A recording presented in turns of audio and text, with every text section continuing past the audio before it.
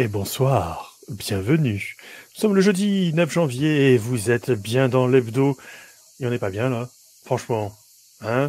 Manque plus que les tongs, le pastaga, les olives et on est tranquille. Ouais non, en fait on est début janvier donc on va peut-être pas abuser de nos amis les cigales, que je vais vite enlever. Voilà. On est mieux comme ça.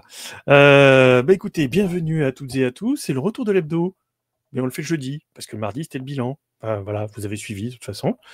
Et pour le nouvel hebdo, totale fraîcheur et motivomètre au taquet. Voilà, donc vous avez bien compris que ça va être une super émission ce soir. Mais je vais pas être tout seul, vous allez voir, la fine équipe, merveilleux. Regardez-moi ça. Tadam! Voilà. C'est magnifique. Bonsoir tout le monde. C'est mon maximum. Je pourrais pas faire plus. Ah oui, non mais... Moi, Très alors on va dire que ma vie est à conte de fées, j'étais en belle robe mardi, là je suis redevenue une citrouille et je suis pas loin d'être la belle au bois dormant dans pas longtemps. C'est à peu près Après, c'est un thème, c'est beau. Bravo. Ouais. Ah oui, non mais c'est beau. Bien. Écoute, je vois que on est la team indécent motivomètre total à fond. Bah oui. Tous les potards au taquet. Ah ouais. Voilà. Oh, il y a du café, ça va le faire. Oui, il y a aussi un truc noir là-dedans, mais je dirais pas ce que c'est, hein, parce qu'il faut pas déconner. Écoutez, alors bonsoir Univalis, bonsoir Talgaliel, bonsoir Prétilgil, bonsoir Cyrnos, bonsoir Fig Goblin 420. Écoute, ravi de t'avoir parmi nous.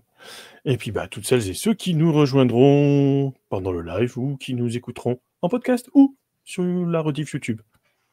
Voilà. Ouais, c'est vrai qu'on fait ça. Ouais, on fait ça. C'est dingue tout ce qu'on fait. Et presque à l'heure.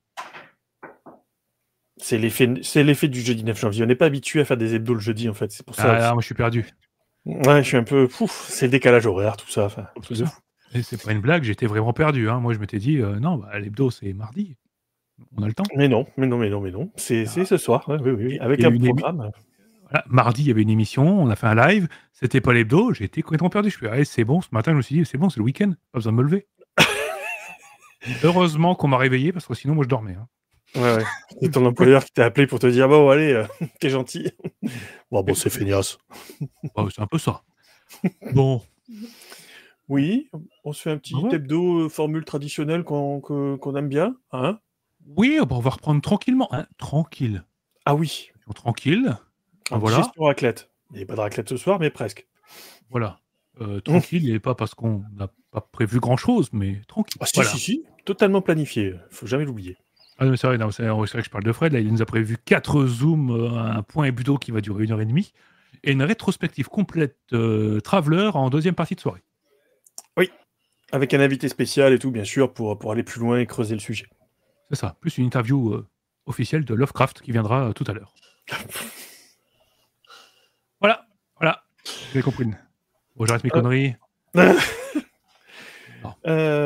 Écoutez, on fait la traditionnelle puisque c'est le retour des fêtes, hein, donc là... Oui, mais oui. Voilà, les craquages, les bibliothèques en fusion, les ludothèques en fusion... Les passages de Père Noël. Les passages de Père Noël, les bibliothèques Steam qui explosent de tous côtés parce que vous avez 90% de jeux que vous avez achetés auxquels vous n'avez pas encore joué. Enfin, voilà, tout ça, toute cette joie, tout cet amoncellement de culture que vous aimez tant, on est là pour partager ça avec vous. C'est beau. Oui, c'est ça. Voilà. Est-ce que je l'ai bien résumé? T'as bien résumé. Tout à fait. Alors moi, je sais pas ce que vous avez eu pour Noël, tout ça, achat, craquage. Moi, ça a été très calme. Ah bon? Ah oui. Alors, très calme pour nous ou à ton échelle? Parce que c'est pas la même chose. Hein. Oui, à mon échelle. Ah, d'accord. Tu me rassures. À un moment, je me suis dit... Je reviens, j'ai un truc que j'ai oublié, mais je pense que tu l'as dans tes craquages, Antoine. Je pense qu'on parle du même. On parle du même de la faute de Fred? La faute de Fred, tout à fait. Voilà. Ah bon, ok, allez-y alors. Il est juste là. Ouais. Bon, alors... je vais pas aller le chercher alors. Ça marche. Vas-y Fred, commence, parce que tu nous as teasé... oui, écoute... Léger craquage. Oui. C'est des petits achats pour jouer avec madame, hein, voilà. Premièrement, il y avait le dernier de D Architecture Art. Les Ribauds, aventure solo en Ostérion. Voilà, avec, hop là, la petite mise au point, s'il vous plaît, merci. Il va y arriver. Il va peut-être y arriver. Non, il veut pas. Ouais, il n'a pas envie, il est un peu comme moi. Voilà, Franz Couder et Guillaume Tavernier sur la partie règles pour Franz et pour la partie dessin et autres pour Guillaume. Voilà, c'est toujours du d'architecture art, c'est toujours aussi top. Et il y a du méga matos, comme tu peux le voir derrière. Et ça te permet de jouer solo, mais bon, on peut faire l'aventure à deux, quoi, quand même. Tu vois. Et je vais quand même te montrer un petit peu le truc.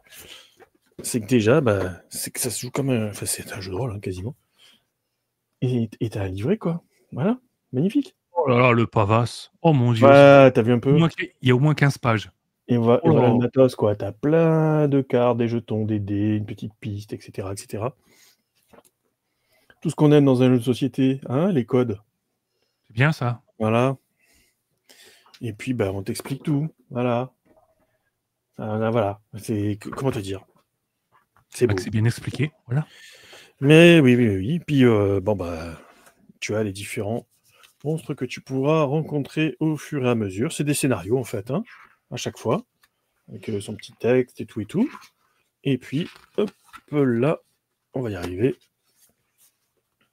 Je passe très vite pour pas trop spoiler. Hop, la petite carte qui va bien pour aller poutrer la gueule à notre ami. Ou pas. Et t'as plein de matos, quoi. Voilà. C'est la folie. Donc, ouais, super content de ça. Je suis content de l'avoir acheté. Et puis je l'ai prévenu en plus, Guillaume, pour dire j'ai acheté ton jeu, il est trop bien. Donc voilà. Et l'autre, c'est un jeu à deux, toujours pareil. Alors, pour ceux qui connaissent un jeu de société, It's a Wonderful World, excellent jeu d'ailleurs, au demeurant, et bien ils ont fait la version 2 joueurs qui s'appelle It's a Wonderful Kingdom. Voilà. Alors là où les ribots, tu vois, c'est condensé, etc., au niveau de la boîte, là on a une boîte qui est beaucoup plus grosse, avec, voilà, tu vois, un stylo, effaceur, tralala. Mais alors par contre, comment te dire, tu sens qu'ils sont allés taper, tu vois, il y a beaucoup de vide, quoi. Voilà. Ah ouais. Ah, Voilà, c'est dommage. Non, enfin. Un peu non. comme. Oui, moi je trouve que c'est dommage. Pas obligé... Quand c'est comme ça, t'es pas obligé de faire une boîte aussi grande. Ça te permet de la vendre plus cher et de faire une marge un peu plus grosse. Oui. Voilà. Oui. Oui. Oui. c'est exactement ça en fait. C'est quand tu dépasses une certaine taille de boîte, tu tarifies autrement, quoi. Aussi. Bon, merde, j'arrive plus à le refermer. C'est pas grave. Voilà. C'est tout. Après, c'est des bouquins pour madame, mais bon, voilà. Ok. C'est très calme. Ah oui, en effet, c'est calme. Oui. Oui, parce que mon craquage, ça va être la révision de la voiture. Donc, je t'avoue que... Ah, puis t'as pris la collector. Ah, j'ai pris la version 4 ans. Hein, voilà. Donc, autant te dire que je l'attends avec impatience. Eh ben, bon, allez. Tu veux montrer aussi, à part si tu veux y aller. Oui, bon, je peux. Moi, il y en a plein. Ah d'accord, ok, vas-y. Alors, moi déjà, avant Noël, j'avais craqué, j'ai acheté ça.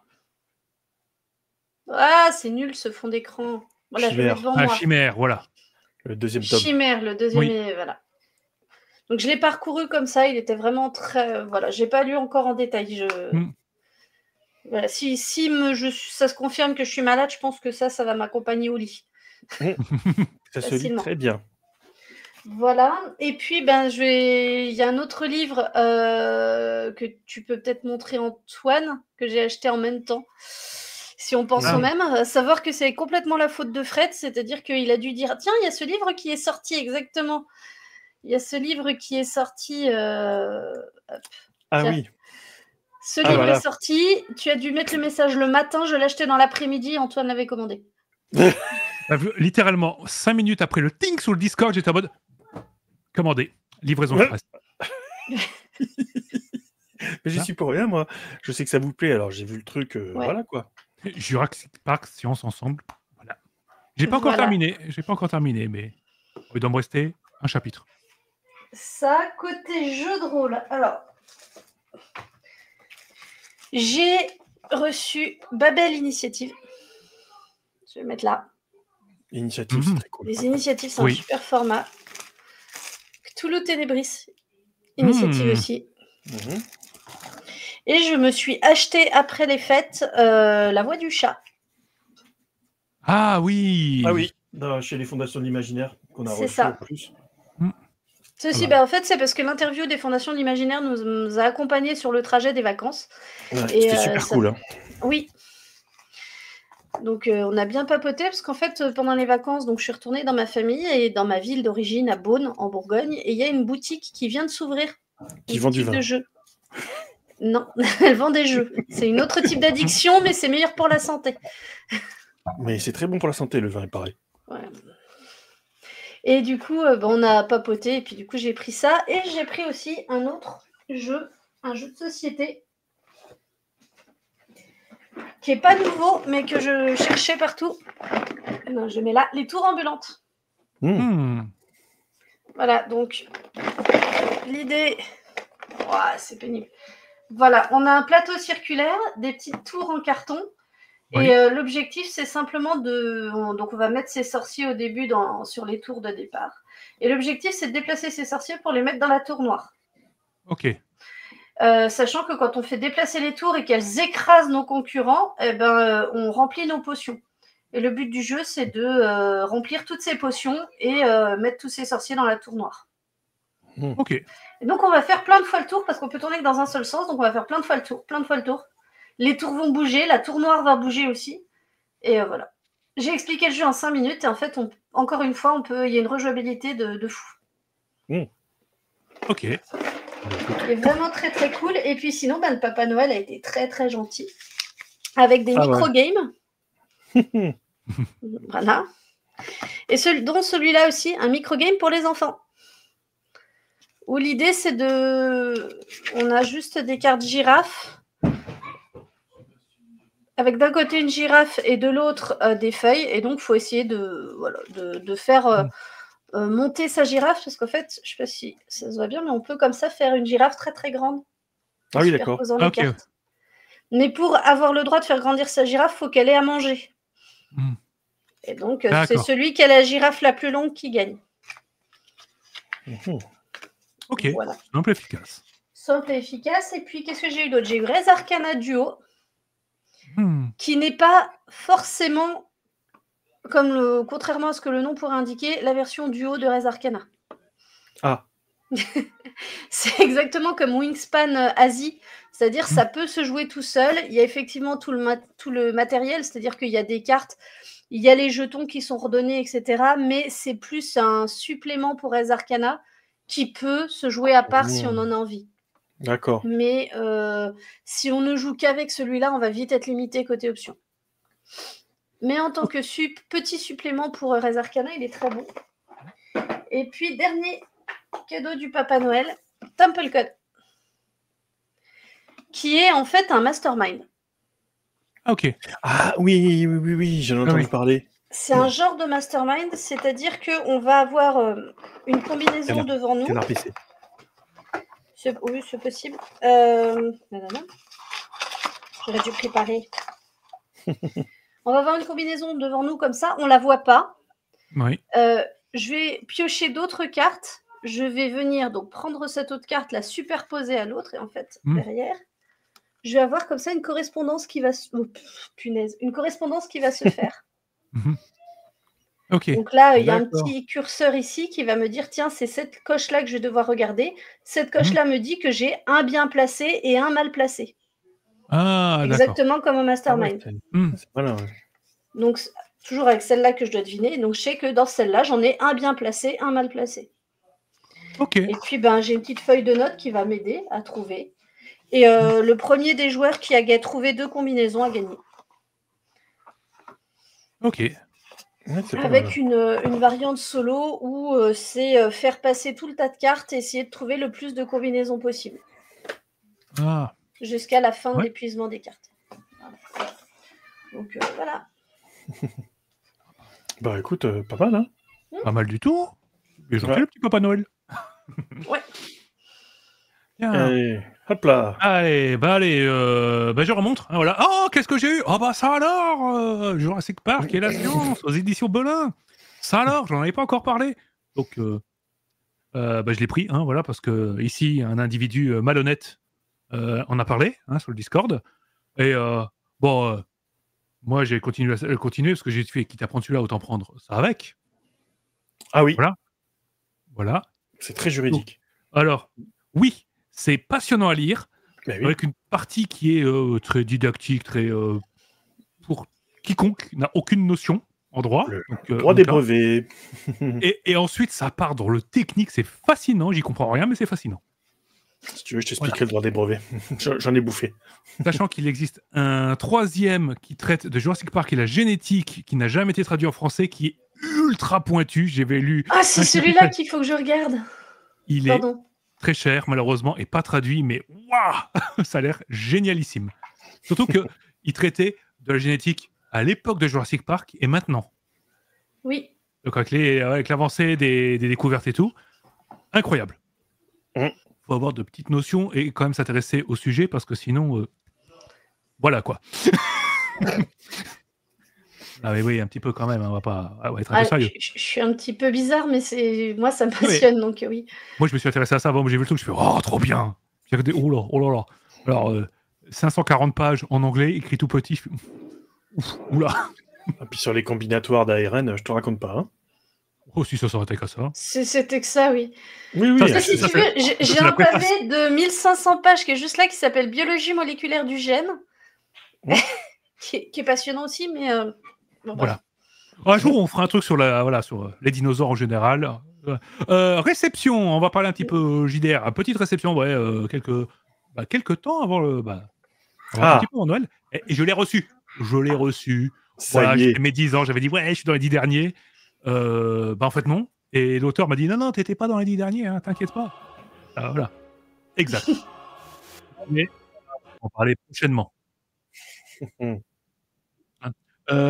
Ensuite, voilà, petit week-end, en amour avec ma femme, on était juste en mode on s'en va, on visite, on n'achète rien du tout. Oh, une librairie, on a acheté des trucs. On est en train. L'accident bête. Mais on est en mode on est en train. On n'a pas de sac, on n'a rien du tout, on n'achète rien. Je viens avec 15 bouquins. La librairie était vachement sympa. Donc, pour moi, La chute de Gondolin, parce que j'avais pas cette édition-là. Voilà. Ouais. C'est là. Alors, en fait, je me suis dit, ouais, je l'avais. Et en fait, j'étais persuadé de l'avoir acheté. Et c'est faux. Du coup, je corrige ce manque dans ma bibliothèque de suite. Ouais, c'est le seul que j'ai pas d'ailleurs aussi, je pense. Voilà. En même temps, il est tout récent. Donc, et ça, parce que mon épouse s'est dit, tiens, Dracula, elle a l'air sympa. Puis je fais, tiens, c'est quoi cette édition? Il paraît que Mathieu en a dit du bien de celle-là. Hein. Voilà, la version Calidor. Ouais, c'est ça. Du coup, on l'a pris. Voilà. Ce qui fait que c'est le 4e version de Dracula que j'ai chez moi. Voilà. Ouais. Mais peut-on avoir trop de Dracula chez soi? Je vous pose la question. Oh oui. Ah bon? Je trouve pas. Non. Écoute, je n'ai que 5 versions de Blade Runner, donc ça va aller. Je viens de découvrir qu'en fait, j'ai 7 versions de Lovecraft. Voilà. Ah mais voilà. Je l'ai pas celle-là. Et puis parfois j'ai pris celle-ci pour un intégral parce qu'il te manque une nouvelle et tu veux celle-là. À un moment où il n'y avait pas vraiment d'intégrale de Lovecraft. C'était dans chaque gamme avait généralement il n'y avait pas tout. Quand tu voulais tout avoir, t'avais. Prochain goodie sur la chaîne, la chemise qui s'attache dans le dos, spéciale à Descend Podcast. Logo et tout. Hein. Voilà. Voilà. Donc ça c'était déjà pas mal. Hein. Voilà. Ensuite, oui, il y a eu un petit achat aussi. Voilà aussi. Un petit sort de Lesbians. Hein, voilà. Que j'ai pris il y a quelques jours. On en parlera incessamment sous peu. Vraiment sous peu. Et puis du jeu vidéo, parce que voilà, quelqu'un a dit ouais, collection Steam. Oui, tout à fait. Il y a eu des craquages sur Steam totalement. Il y a des soldes, hein. Ouais, tu sais, comme un idiot, moi j'achète et puis le lendemain je vois qu'il y a des soldes. Ma spécialité. Tu sais que surtout que c'est aux mêmes périodes les soldes en plus. Je fais jamais attention à ça, moi c'est je fais. Non, ça a l'air trop bien, je le prends. Non, mais tu sais que demain il a moins 95%. Ah merde. Donc des jeux, il y en a eu quelques-uns et surtout moult extensions pour beaucoup de jeux, hein, principalement des jeux sur Warhammer, donc Total War Warhammer 3, Warhammer 40 Gladius, le petit truc comme ça, voilà. En fait, j'ai fait le tour de toutes les extensions que j'avais pas des jeux auxquels je joue en ce moment, puis je me dis ah oui, voilà. J'ai déjà pas fini les jeux de base. Hein. En même temps, peut-on vraiment finir un Total War Warhammer? Je vous le demande. Non, un Total War, c'est jusqu'à ce que ton processeur crie grâce. Alors. Et puis, j'ai repris la dernière extension pour Stellaris, c'est le jeu où une partie, elle te fait 50 heures. Voilà, à côté, une partie de Civ, c'est un truc rapide.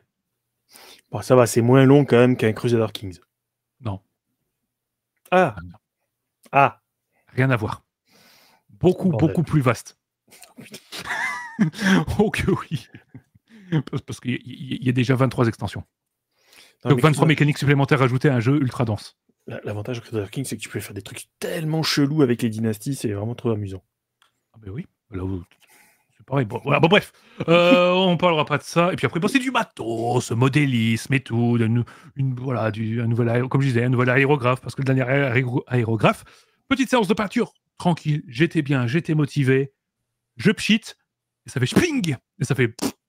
Voilà, vous avez vu les bruitages, c'était en temps réel pour vous soyez un petit peu dans l'ambiance. Et la figurine sur laquelle tu as passé 16 heures à faire toutes les couches impeccables, vlac qu'on lui jette un demi-pot de peinture à la tronche. Voilà. Et tu fais. Elle a kiffé. Bah, j'ai perdu 16 heures et puis 24 heures de trempette dans du décapant. Je me suis dit, content. Tant pis. Je la peindrai pas de suite, celle-là. Ça s'appelle la rage. Un peu comme Alien Isolation. Ouais. Est-ce que tu t'es caché dans un placard après ça? Non, mais j'étais très calme. J'ai pris l'aéro, je l'ai débranché, parce que c'est branché un compresseur, hein, pour ceux qui ne comprennent pas. Oui. Je suis arrivé, j'ai ouvert la poubelle, je l'ai lâché, j'ai refermé la poubelle, je suis reparti, j'étais en mode, ça va mieux. Voilà. Et puis ensuite, je dois acheter un autre modèle. Oh zut, celui-là, il est bien. Bref, voilà, j'ai ripé. Voilà, mon doigt, il a ripé, désolé. Bref. Niveau craquage, voilà, c'était... Comment dire? J'ai oublié, moi, le cadeau de ma chérie qu'elle m'a fait à moi. Donc j'ai eu droit à un petit bouquin qui s'appelle Journal d'un marque-page. D'accord. Ouais, c'est un vrai roman, donc je vais lire ça. Et j'ai eu droit à des marque-pages méga collector, s'il te plaît, vas-y. Parle-moi ça. Oh, mais il est beau, celui-là. Ah ouais, il est magnifique. Alors, moi, celui-là. Hop. Voilà. Alors, bientôt, une discussion indécente sur les marque-pages. Préparez-vous, parce que là, il va y avoir de la collecte. Voilà, celui-là, il est pas mal aussi. Et celui-ci aussi. Moi, je trouve que celui-là, il est quand même plutôt joli. Voilà. Et puis, celui-là aussi. Voilà. Oh. Vous savez pas ce que le pompon dans les manèges, tu sais. Ploup, ploup, ploup, ploup. C'est ça. Oh, il est propre, celui-là. Voilà. Je t'avais pas montré, mais c'est vrai que c'est des marque-pages, donc c'est la vie. Et j'en profite pour faire un coucou à Evendil, Yumikazu, Oberon et Proximora. Voilà. Bonsoir à tous. Et que, effectivement, l'initiative Néphilim est... Est-ce qu'on peut dire que c'est une des meilleures choses qui soit arrivée à Néphilim, ce petit bouquin? Oui. Je le dis. En fait, c'est le scénario. Déjà, la présentation des règles, ils ont vraiment... Et le scénario, mais qu'est-ce qu'il est bien, ce scénar? Ouais. Voilà. Ouais. Et c'est pas évident de réussir à présenter cet univers-là en aussi peu de pages. Ouais. Donc voilà, si vous voulez vous initier à Néphilim, on vous présentera l'initiative aussi, du coup. De toute façon, qu'on fasse un truc sur les initiatives 25 parce que franchement, c'est un travail incroyable de condenser parfois des jeux monstrueux, genre Néphilim, et puis parfois des jeux mais très légers, et de réussir encore à les alléger. Voilà. Parce que bon, certains jeux sont pas, pas très denses. Moi, j'avais Hexagone, univers super-héros, tout ça. Il est pas compliqué de base. Et ils ont fait, c'est quoi? On va réduire. D'accord, donc ça fait plus de place pour le scénar. Ça coûte pas cher, j'ai quasiment un jeu, je paye une très bonne soirée avec, mais c'est parfait. S'ils avaient pu faire une initiative Medium Aevum, ça aurait été bien. Oui. Voilà. En tout cas, on en parlera de ces petits trucs-là, parce que ça, il va y en avoir un paquet là qui traîne là derrière. De toute façon, je pense qu'à nous trois, on doit avoir les 3 quarts de la gamme initiative. Non, moi je crois que j'en ai avoir que 3, pas plus. J'en ai que 2. Ah ouais, les 2 de Noël. Et déjà, ça vous en fait 5 plus ceux que j'ai, mais quand même. Mais j'en ai un petit peu parlé pour le club JDR que je fais au lycée, et c'est typiquement le genre de truc qui correspond à ça. Exact. Et ça coûte pas cher, donc pour une maison des lycéens ou quelque chose comme ça, 10 balles, c'est tout à fait jouable. Et puis t'en achètes 1, 2 par an, tu te fais une belle collection et tu peux jouer après. Et t'as ça aussi chez les 12 singes, les guides de survie. Ah oui, ça aussi, c'était très sympa ça. Ouais. Petit conseil pertinent, surtout. Avec des tables aléatoires qui vont bien et tout, donc c'est très cool. Non, franchement. Voilà, du coup, c'est bien, vous êtes tous sages. Je pense que les fêtes sont passées par là et ça a bien calmé tout le monde. Ouais, ou la grippe. Ouais, voilà. C'est ça. Bon, bah, n'hésitez Ah pas ben, hein, dans la soirée à nous dire si vous avez acheté des trucs, ou reçu des trucs, ou pledgé des trucs. ouais, côté pledge, moi j'avais Arceus que j'ai pledgé pendant les vacances, Ah, bien ça. Oui, moi, c'est justement. ouais, un petit peu avant les vacances, ouais, je l'avais pledgé aussi, ouais. Et puis, justement, je crois que là, j'ai reçu un mail, il faut que je confirme, mais pour Household, Hmm, le jardin, Mmh. oui. qui a été, voilà, donc là, je crois qu'ils commencent à envoyer les PDF, en fait. Ah Mmh. bah, ça traîne pas, c'est bien ça. Ouais, j'ai cru voir passer ça. Oh, Et Little puis, Mice, efficace. Dungeon of Fitness qu'on avait reçu, Hmm, pareil, on a reçu des nouvelles pendant les vacances Ah et ça cool, devrait pas tarder. trop Après bien. moi, j'ai pris que le PDF, mais voilà, donc pour se remettre en forme après les fêtes, Ouais. ça peut être pas mal. Il y a Yumekazu qui dit qu'elle a reçu la route de Chrysopée. Oui, c'est vrai. oui. C'est vrai qu'il y a eu un truc là-dessus aussi, ouais. Hmm, Ouais, c'est vrai que ça me tente bien. Ouais, il y a trop de trucs. Mais je suis en hmm. train de réfléchir au pledge. Ouais, moi, je vais recevoir un pledge de Mothership qui va arriver. The Heart of Tiberius. Ah Donc, je vais bon? recevoir là. Oui, oui. C'est quoi ce jeu? J'en ai jamais entendu parler. Je sais pas. Un truc un peu obscur. Voilà. Oui. T'inquiétez pas. Ça va bien se passer. Et qu'est-ce qu'il y a encore? Stewpot, le truc de taverne, là. Non, je t'avais parlé. Hmm, Bah, le PDF, en fait, était dispo il y a déjà un mois et demi. Et il faisait pas à l'international parce que ça coûte trop cher en frais de port. C'est une petite structure. ouais. Donc, il proposait des pods via DriveThru RPG. Ah, Donc, ok. quelqu'un me demande à prix coûtant, c'est-à-dire 15 balles. Ah oui. Donc, bah là, je l'ai pris, il devrait pas tarder à arriver. Voilà. Après, ah oui, Donc, j'ai pas dit, voilà. mais c'est que j'ai aussi Avatar, mais que j'ai pris en français. Parce que moi, j'ai pris toute Ah, la VO et que bah, je l'ai fait tester à une table hein, où il y a Mathieu. Et j'aurais été en mode oh, trop bien, on lance une campagne maintenant. Mais ce serait bien en français. D'accord. ah. Bon, bah, c'est pas grave, hein, je vais acheter. Hein. Encore Et moi ben qui voilà. paye. Voilà. Ouais, Non, je on sent plaisante. la détresse, ouais. Non, je plaisante. Mais Euh, voilà. et Ah, salut à Avam Kiriko, donc bah, reçu Alien, pardon. Oh là là. oh, oula, ouf, ouh, ça pique. Bref, Ouais, construire un bâtir un monde monde meilleur. meilleur, donc voilà. Très Très bon. bien. Ouais, il est vraiment très bon. Très, très bon. Celestial est un excellent jeu, bien trop sous-coté à mon goût. Tout C'est à très fait. très bien. On est d'accord. Et Dishonored. Qui est également qui est quasiment pas connu. Ouais, Et c'est triste parce que, en plus de super bien émuler l'univers de Dishonored, ouais. le jeu, il est très bien, il est super réussi. C'est le meilleur 2D20 actuellement sur le marché. Ce qui n'est pas peu dire, hein, quand tu sais que la lourdeur de ce système, mais bon. Bah, ouais, ça dépend des versions. Oui, ça dépend Star vraiment des Trek, versions. la version Star Trek, ah oui, voilà, ça pique. Voilà, ou Dune, qui est tellement abstraite que c'est chaud. Ouais, c'est un peu dommage. Dishonored, c'est bien. Et puis, Dishonored, le JDR, te permet d'émuler Arcane sans problème. Je le Et oui, rappelle. mais oui. Ça va Voilà. bien avec. Je vois Arsène qui arrive. Bah, Ah, salut bah voilà, bah Arsène. salut. Et là, qui nous dit le poulpe a fini par m'avoir. Les 6 livres de Dune. Ah, bah voilà. Voilà. Parfait. Ça, c'est bien. Chez Robert Laffont, ailleurs et demain. Donc, oui, oui. C'est le chat qui s'amuse. Je vérifie. Il y a un truc qui me frôle et c'est pas un requin dans l'eau. Voilà. C'est pire. C'est effrayant. Vous vous rendez pas compte. Donc voilà, bah écoute, on est pas mal. Alors après, je sais pas, si vous voulez qu'on fasse un petit brin d'actu vite fait, ce sera très très très vite fait d'ailleurs. On peut globalement parler d'actu, mais Moi, tu vas voir, regarde. t'as trouvé des Jamais. trucs? Parce que Ouais, j'ai ouais, ouais. pas. Il y a des trucs. Ouais, Oui, mais. Allez, vas-y, c'est parti. ouais, mais de toute façon, je vais mettre le lien parce que de toute façon, Ah j'en voilà, ai il y vu. a Arsène qui a Ah bah voilà, voilà, Arsène, Ah, bah voilà, à lui voilà. seul, c'est parti. Alors, La route de Chrysopée, 2 étés, Grindon Mall, très très bon choix. Oui, oui. Bah oui, Upriver, Downriver, je l'ai pas vu celui-là. The Lost and the Jam, ça j'ai vu passer. In This World, et avec les Mm. tu as pris Fist Ration et Back from the Broken Land, c'est très très très bon. En gros, c'est un petit peu les gens qui partent à l'aventure et qui reviennent dans leur pays qui a été éclaté. Mm. Voilà, un peu le pitch, et c'est très très sympa. Je l'avais vu dans un ZinQuest il y a 2 ans, ou 3, je ne sais plus. Oui. Mais effectivement, il est soldé chez Philibert, faut pas le citer. Oui. Ah oui, j'ai pas dit, j'ai aussi craqué sur Third Edition, parce que là, ils font des promos de zinzin sur leur site. Oh, j'étais en mode, allez, j'en prends Je un sais- ou deux, pas plus, parce qu'ils sont en promo. Je sais pas qui t'a dit ça encore. Alors, je vais peut-être craquer sur le Indiana Jones, le Uncharted, le John Williams, le The Mhm. Office. Je sais plus lequel encore. Sinon, ça va. Ça va. Non, mais ça va Je- bien se je- passer. Mais ça permettra de faire des émissions. Voilà. Il y a de quoi faire. Hein. Rien que déjà, sur le Doctor Who, il y a moyen de faire 3 émissions, tellement le bouquin, il est particulier. Ouais, le Doctor Who, on l'a le bouquin, ouais, il est très très bien. D'après madame. Non, mais oui, c'est un concept. Je vous ferai lire. Enfin, je ne vais pas vous faire lire, je vous en parlerai un jour. C'est un concept.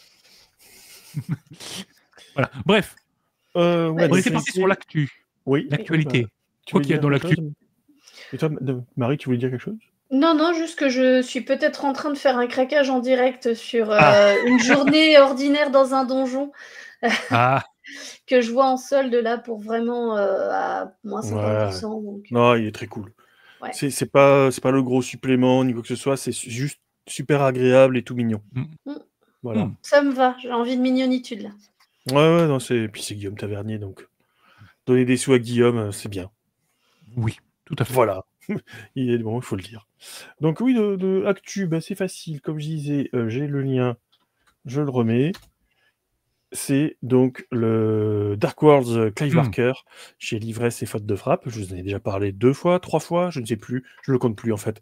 On avait reçu Jack pour en parler au lancement du financement.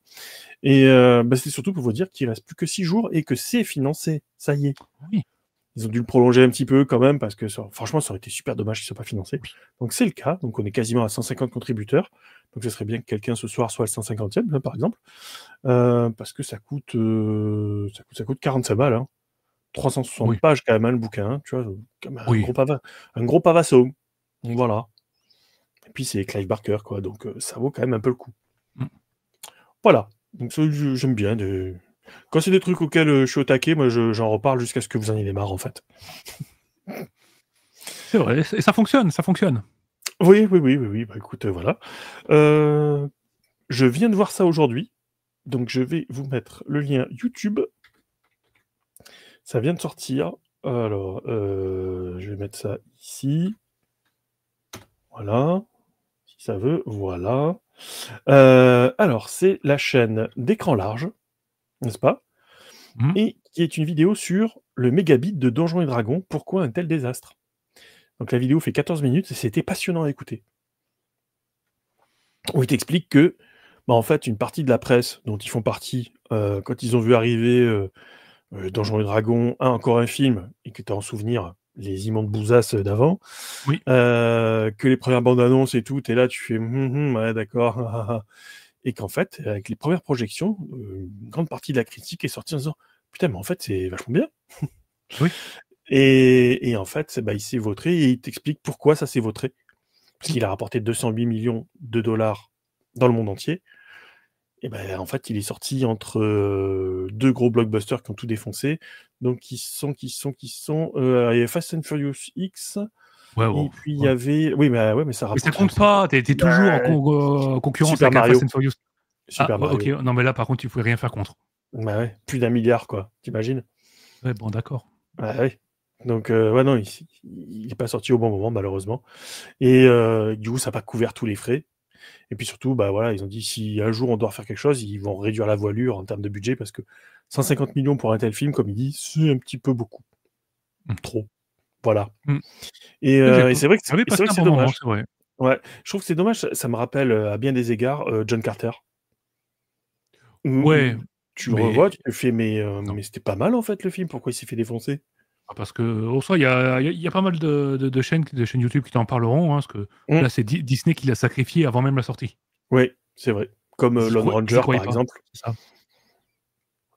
Comme Lone Ranger ou comme il fait la comparaison entre le Donjons et Dragons et World of Warcraft, le film, qui était quand même bien plus pourri, mais dans le sens où c'est des licences qui ont voulu s'installer, créer une franchise au ciné, quoi. Et ça n'a pas marché. Malheureusement, ouais. Et c'est vrai que pour Donj, c'est vraiment dommage. Mais voilà, petite vidéo super instructive, très intéressante. Un petit peu d'actu qui tourne autour du JDR quelque part, donc voilà, je trouvais ça sympa, quoi. Et je crois que j'ai j'ai vu ce film au cinéma et j'y suis allé, mais alors en Pareil. traînant les pieds avec le groupe de potes. J'étais en mode, j'ai pas envie, j'aime pas Donge, ça va être relou. J'ai passé un excellent moment, j'étais en mode, bah ok, ça me parle. Peut-être parce que c'est vraiment une table de rôliste. Hein. Tu vois des persos de vraies parties Oui. JDR Ah ouais, qui ouais. se prend pas la tête. C'est tous une bande de joyeux losers qui réussissent parce que le MJ est quand même vachement sympa avec eux. Ah, il est très sympa, oui. Surtout face à la sorcière rouge. Hein. Ouh là là. À peu près partout. Tout le temps, tout le temps. Mais t'as plein de trucs, t'as plein de détails cachés. Moi, je l'ai vu 2 fois. Je l'ai vu une fois au ciné, une fois chez moi. Et tu peux limite te refaire les scènes en te disant là, je peux refaire le round d'initiative, là, je peux faire. Non, mais ils respectent l'init. Si tu regardes, c'est vrai. ils sont tous ils jouent tous dans le même ordre à chaque fois. Ouais, j'ai pas pensé à ça. Ok. Ici. Et t'as tous les combats. Et moi, je suis juste sortie du ciné en me disant ah, quand même, pas d'hiver, pas d'hiver. Enfin, tu vois. Et c'est en démarrant la voiture, j'ai fait putain, c'est Neverwinter en fait. Oui. Bah oui, c'est pareil. T'es tellement habitué aux termes anglophones. Anglais. Et donc, je me suis sentie très très bête après coup. Ah ouais, moi Et j'étais par en contre, mode. ouais, J'ai pas compris un truc. Mais c'est vrai que Mathieu qui était à côté, comme mode, il a parlé de machin. Ah, ça c'est une référence à Bidule. Parce que vous savez peut-être pas sur la chaîne, mais Mathieu, c'est un fan de Donjons et Dragons. Et alors, les Royaumes Oubliés, c'est une encyclopédie sur pattes de cet univers. Donc là, il était en mode, un gamin. Il était comme moi, gamin, devant Jurassic Park au cinéma. C'est pour ça que j'y suis pas allée au ciné avec mon mari, j'y suis allée avec le gérant de ma boutique de jeux. Parce que, et quand on l'a regardé après à la maison sur le canapé, ah mais ça c'est telle créature, ah mais c'est tel truc, ça il est dans tel bouquin, ça il est dans tel supplément, ça il est dans... Il y a plein d'easter eggs, effectivement, pour ceux qui connaissent. Ouais. En plus, il y a même les petites créatures à un moment qui sont sur le coin pendant qu'ils passent dans la ruelle, tu vois 2 créatures qui se fightent un peu au-dessus, tu sais qu'elles sont dans tel numéro du bestiaire. Et bonsoir Limaël qui est arrivé aussi. Ouais, donc voilà, vidéo très sympa. Bon, on la mettra dans les YouTube, bien évidemment. Enfin, moi, j'ai beaucoup aimé les explications et ça colle effectivement au truc. Bon, bah voilà, c'est comme ça. Ah oui, c'est ça. Il est sorti entre John Wick et Super Mario. Ah. Pile poil. Oui, Aïe. tout le monde était allé voir Super Mario quand... Ah bah oui, et puis comme le donge, il visait à peu près le même public que Super Mario, donc bah tu peux pas tester, quoi. Ouais. Voilà. C'est comme ça. Compliqué, là. Et oui. Ou alors ils auraient dû faire un crossover Super Mario dans les Royaumes Oubliés. Ouais, ou tu mets John Wick dans les Royaumes Oubliés, puis c'est parti. Ouais, enfin, ça dure 5 minutes, là. Et le dragon au 9 mm, ça passe. Hein. Tu fais une non, mais je veux dire, t'as un tyrannoïde qui commence à s'attaquer au chien de John Wick et c'est fini, les Royaumes Oubliés, à feu et à sang. Mais il y a moyen de faire un scénar avec ça. Je dis ça, je dis rien. Voilà. Donc voilà les actus, tu vois, tranquille. Alors il y a plein de financements qui sont soit en let's pledge, soit qui ont débuté timidement parce que la période est quand même très calme. Et puis là, ça va reprendre plein pot, hein, puisque j'ai regardé un petit peu les pages. Voilà. Mais moi, enfin, à titre personnel, bon déjà, je me suis beaucoup calmé sur les financements. Mais par contre, on vous refera une émission spéciale comme l'an dernier sur le ZinQuest en février. Parce que ça, c'est cool. Il y a plein de prods indés qui sont vraiment top. Donc voilà. Voilà, petite actu. Moi, si vous en avez, vous avez vu comme ça popper. Non, non, bah voilà, c'était à peu près. Pas beaucoup calme. Ouais. Voilà. De toute façon, l'actu, le budget il va disparaître dans quelques jours parce qu'il y a des mastodontes qui arrivent là en France. Ah, j'en vois un. Il y a le Disque Monde qui va arriver, qui va. Ah, tes finances, tu leur dis adieu. Ouais. Moi, le petit billet que mamie elle t'a donné là, bah tu l'as plus. Voilà. Il est là, il est plus là.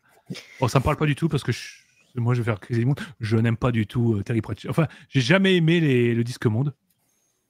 Alors, bon, j'ai été ravie de te connaître, Antoine. Non, mais je comprends. Non, mais je sais. Je suis un cas à part. En fait, je les ai lus 2 fois.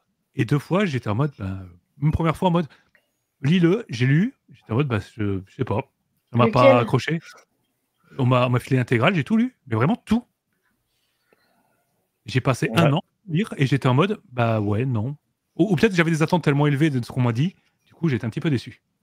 Ah ouais. Non, oui, il y a la version VF de Sigil and Shadow, effectivement, que je vous avais chroniqué, qui est une excellente boîte à outils Urban Fantasy. Moi, j'attends de voir, franchement, le kit qu'ils vont faire pour le début du financement. Ouais. Et en fonction du kit, alors j'ai lu le kit en VO déjà, mais j'avais pas lu la partie scénario parce que là, les termes, je voulais être dans l'univers familier de Patrick Couton parce que quand tu as lu Ronde de nuit, par exemple, qui se passe dans... Parce qu'en fait, là, tu n'as que Ankh-Morpork, en fait. Oui. C'est même pas le Disque Monde, c'est Ankh-Morpork, le Hmm. JDR en vrai. Et donc, quand tu connais un peu les rues, tout a été traduit. C'est Mais plus ça fait plaisir, ouais. Pseudopolis Yard en anglais, c'est le guet des orfèvres, tu vois. Donc, Ouais. il y a eu toutes ces traductions-là. Et donc, pour le scénario, moi, je voulais la traduction. Donc, et je vais le tester, je pense. J'ai déjà proposé de le faire tester en MJ avec des groupes de joueurs. Et puis, en fonction de ça, je vais pledger. On verra bien ce que ça va donner. S'ils sortent le kit le jour du lancement. Ce que je leur souhaite. Alors, Oui. ah bah oui. Bah, Très sans ça, le problème du Disque Monde, c'est de reproduire l'humour à table. Bah ouais, c'est ça en fait. Parce que autant, enfin moi j'en ai lu certains, j'ai pas tout lu parce que il y a une telle masse, j'arrivais pas à suivre. Mais il y en a certains où je me suis pissé dessus, d'autres où voilà, ça tombait à plat. Parce que tu peux pas être réceptif à tous les humours non plus. Parce qu'il a joué avec beaucoup de choses, Pratchett, c'est incroyable quoi. il y a pas enfin moi je vois pas forcément d'humour. Enfin si, il y en a dans le décalage, mais Ah ouais.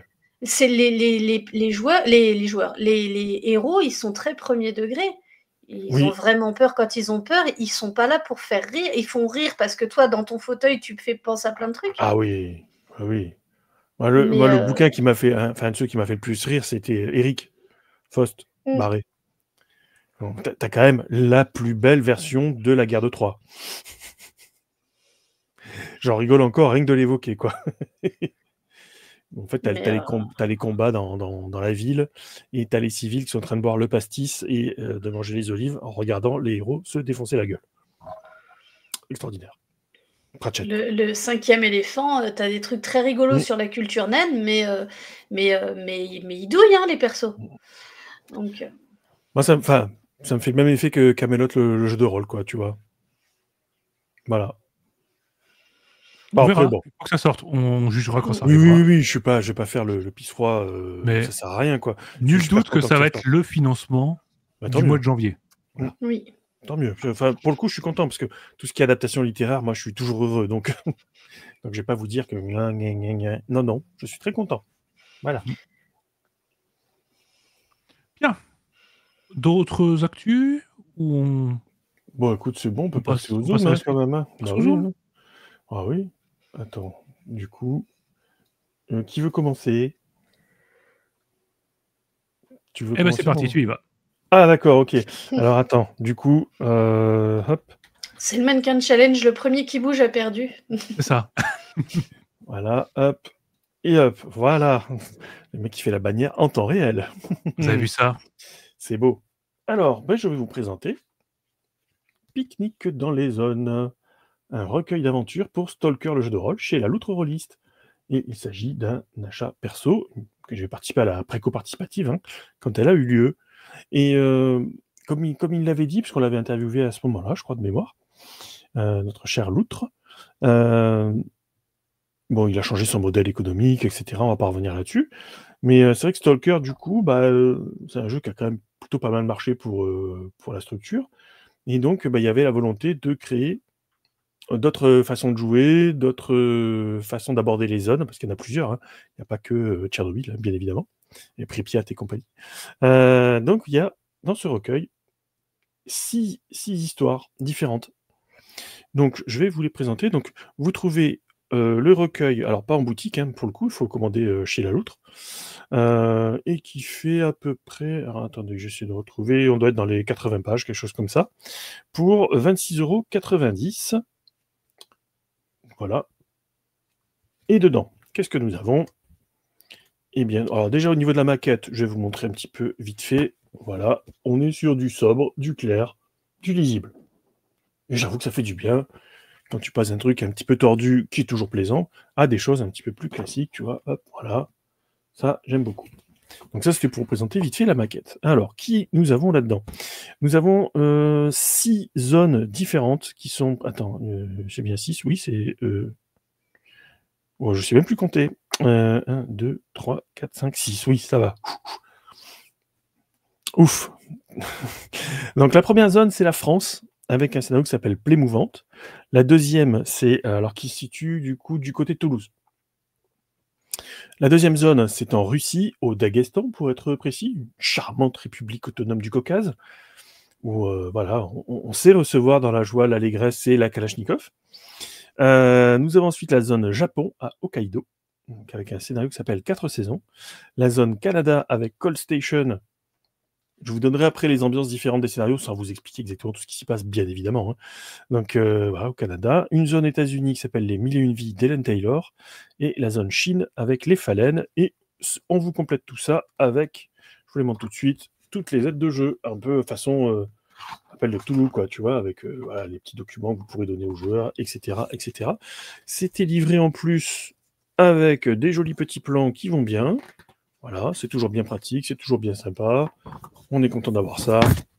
Donc je passe rapidement, mais au moins c'est pratique quand tu es en partie de montrer les choses aux joueurs. Alors c'est 5 auteurs différents qui ont écrit les différents scénarios. Le premier, donc Plaie mouvante, donc qui se passe, comme je vous ai dit, dans la région de Toulouse, c'est Alexis Flamand, un illustre inconnu encore, hein, qu'on n'a pas du tout reçu. Voilà, une personne qu'on adore ici. Alors celle-là, si tu veux, au niveau de l'ambiance, c'est... alors, on va rappeler Stalker, qu'est-ce que c'est? On continue pour ceux qui ne connaîtraient pas encore. Donc c'est l'adaptation rôlistique d'un roman des frères Strogatsky, Arkady et Boris, hein, qui s'appelle Stalker, et qui décrit en fait l'apparition d'une zone où il se passe, où la réalité est complètement déformée en fait à l'intérieur, avec des artefacts un petit peu bizarres, hein, pour pas dire plus. Et quand tu rentres dedans, bah, ça peut éventuellement te transformer, voire te tuer, voire plus en fait. Enfin, c'est assez bizarre, quoi.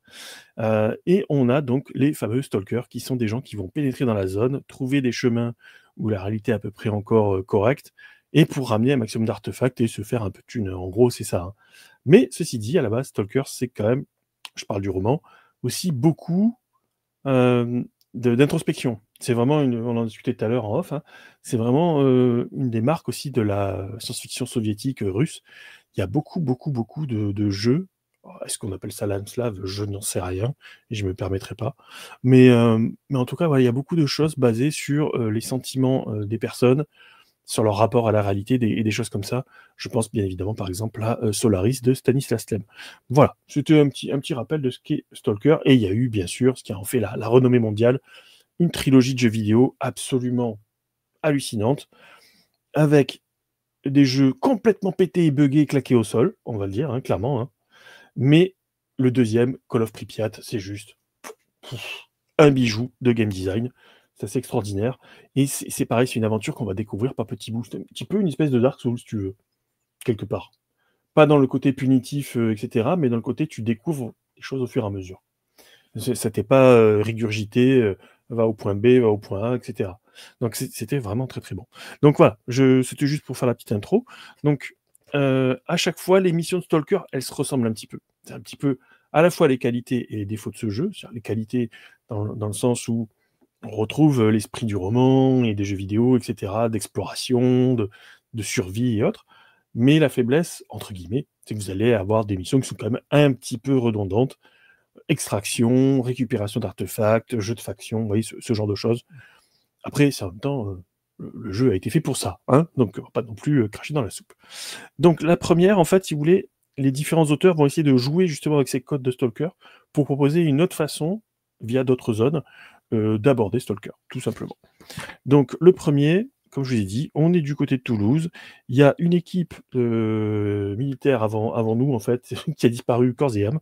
Bah, ça va être aux joueurs d'aller voir un petit peu ce qui s'y passe. Donc ça va être plus, par ambiance Predator, mais pas loin.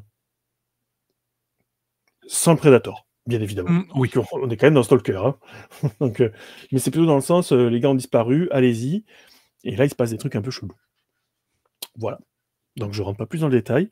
Et le choix d'Alexis Flamand sur ce scénario-là a été de dire on vous décrit pas les lieux au fur et à mesure, vous allez les faire découvrir au fur et à mesure de l'histoire. Ce qui permet de faire ressentir aux joueurs une tension de découverte oppressante au fur et à mesure. Ça, j'ai trouvé ça très mal. Et alors par contre, comment ça se présente? Ils sont tous présentés de la même façon, c'est vrai que je vais pas montrer la structure. À chaque fois, vous avez un plan avec la petite partie introductive qui vous explique tous les tenants et aboutissants, avec les factions, comment se comporte la zone, Et ensuite, après, vous avez des événements clés, en fait. Tu vois, un chapitre 1, voilà comment c'est fait, en fait, un scénario 1. Un premier chapitre, voilà, le voyage, quels sont les types d'événements qui peuvent se passer. Voilà, et c'est tout. Et ensuite, après, ça va être à OMJ de développer la chose. Il n'y a pas de stats, en fait, quoi. En même temps, à quoi ça sert en Stalker, les stats? Puisque c'est plutôt des jeux de réalité. Et donc, vous avez un découpage scénaristique et avec un dénouement et plusieurs types de fins. Ça, j'aime bien. Voilà. Donc, le deuxième, Zone Russie. Alors là, par contre, c'est l'ambiance d'Aghestan. Donc, comment te dire, on va jouer plutôt avec les mythologies, ce genre de choses, et des sectes. Des sectes un petit peu bizarres qui s'appellent les Immortels. Comment dire, c'est voilà, 2 salles, 2 ambiances, hein. On n'est pas du côté de Castelnaudary ou même si c'est la zone, voilà, hein, il fait quand même bon vivre. Non, c'est la Russie. Donc vous allez trouver une secte et puis vous allez essayer de voir un petit peu ce qui s'y passe. Donc non, enfin moi je l'ai trouvé très sympa. Celui-là, il est signé par Max et la moitié. Ah! Eh oui. Eh oui. Au fur et à mesure, je vous donnerai les auteurs. Le troisième scénario, Zone Japon. Déjà, j'aime beaucoup le dessin. Donc, comme je t'ai dit, qui se passe à Hokkaido, qui est signé Phileas Fogg. Eh oui. Donc là, contexte, on est du côté de Sapporo, donc la zone japonaise, et on va tomber sur un stalker solitaire, ce qui arrive rarement quand même. Et on va devoir enquêter un petit peu de ce qui s'est passé dans la zone. Et par contre, celui-là joue encore plus que les autres sur le côté introspectif. Il y a beaucoup de flashbacks, de souvenirs. Tu vois, d'ailleurs, tu le vois au titre, L'été en pente douce, pour ceux qui ont vu le film ou qui ont lu le roman. Vous voyez un petit peu de quoi on peut causer. Un cœur en hiver, Les moissons du printemps, c'est que des titres de films qui jouent vraiment sur l'aspect... voilà. Alors ça joue avec les lucioles aussi. Vous voyez de quoi je veux vous parler? Japon, lucioles, tout ça. Des choses très bucoliques, très joyeuses. Et ça s'appelle Fin d'automne pour le final. Je ne vais pas rentrer plus dans le détail, mais effectivement, ça joue avec la lumière, les couleurs et des choses comme ça. Le suivant, c'est une zone Canada à Cold Station, signé Christophe Valla, un monsieur aussi que j'adore. Oui. Alors, pour ceux qui ont vu Walking Dead, et qui ont vu quand les survivants se barrent de la prison, une fois que le général a fait tout péter, tu vois un petit peu, ils sont tous dispersés dans la nature, éparpillés aux quatre vents, et ils arrivent à un moment donné à la croisée des chemins de fer où tu as des gens un peu bizarros dedans. Oui. Voilà. Qui mangent de la bonne viande. Oui, tout à fait. C'est un petit peu ce genre d'ambiance. Mais il n'y a pas de zombies. Oh, on n'a pas besoin. Hein. Voilà. Mais en fait, vous arrivez dans l'avant-zone. Il y a toujours ça, cette notion d'avant-zone et puis de la zone. Vous êtes des stalkers. Vous arrivez dans une communauté franchement super zen, où on vous accueille bien, etc. Il n'y a pas de problème. Et avec un chef très charismatique et tout. Et effectivement, il a vu passer d'autres stalkers qui ont disparu, sans laisser de traces, etc. Et vous y allez, vous avancez et tout. Et vous tombez sur une autre communauté à cette gare ferroviaire. Voilà. Ça va être magnifique. Vous allez vous régaler, hein, n'est-ce pas? Ensuite, on est sur la zone États-Unis. Que voilà, mesdames et messieurs. Encore une zone qui donne tellement envie. Et celle-là, elle est signée Vincent Morin. Pareil, une personne que j'adore aussi. Oui, il faut le dire. En fait, il y a des gens qu'on apprécie. Et là, cette fois-ci, on est dans l'Oregon et on est dans les communautés amérindiennes. Peuple premier, pardon. Voilà. Et dans une zone qu'on va appeler les Dreamlands. Et là, on va jouer avec les rêves et surtout les souvenirs. Et je trouve ce scénario assez extra, dans le sens où vous démarrez directement dans le cœur de l'histoire et vous allez jouer des souvenirs. Oh, il y a une belle idée là.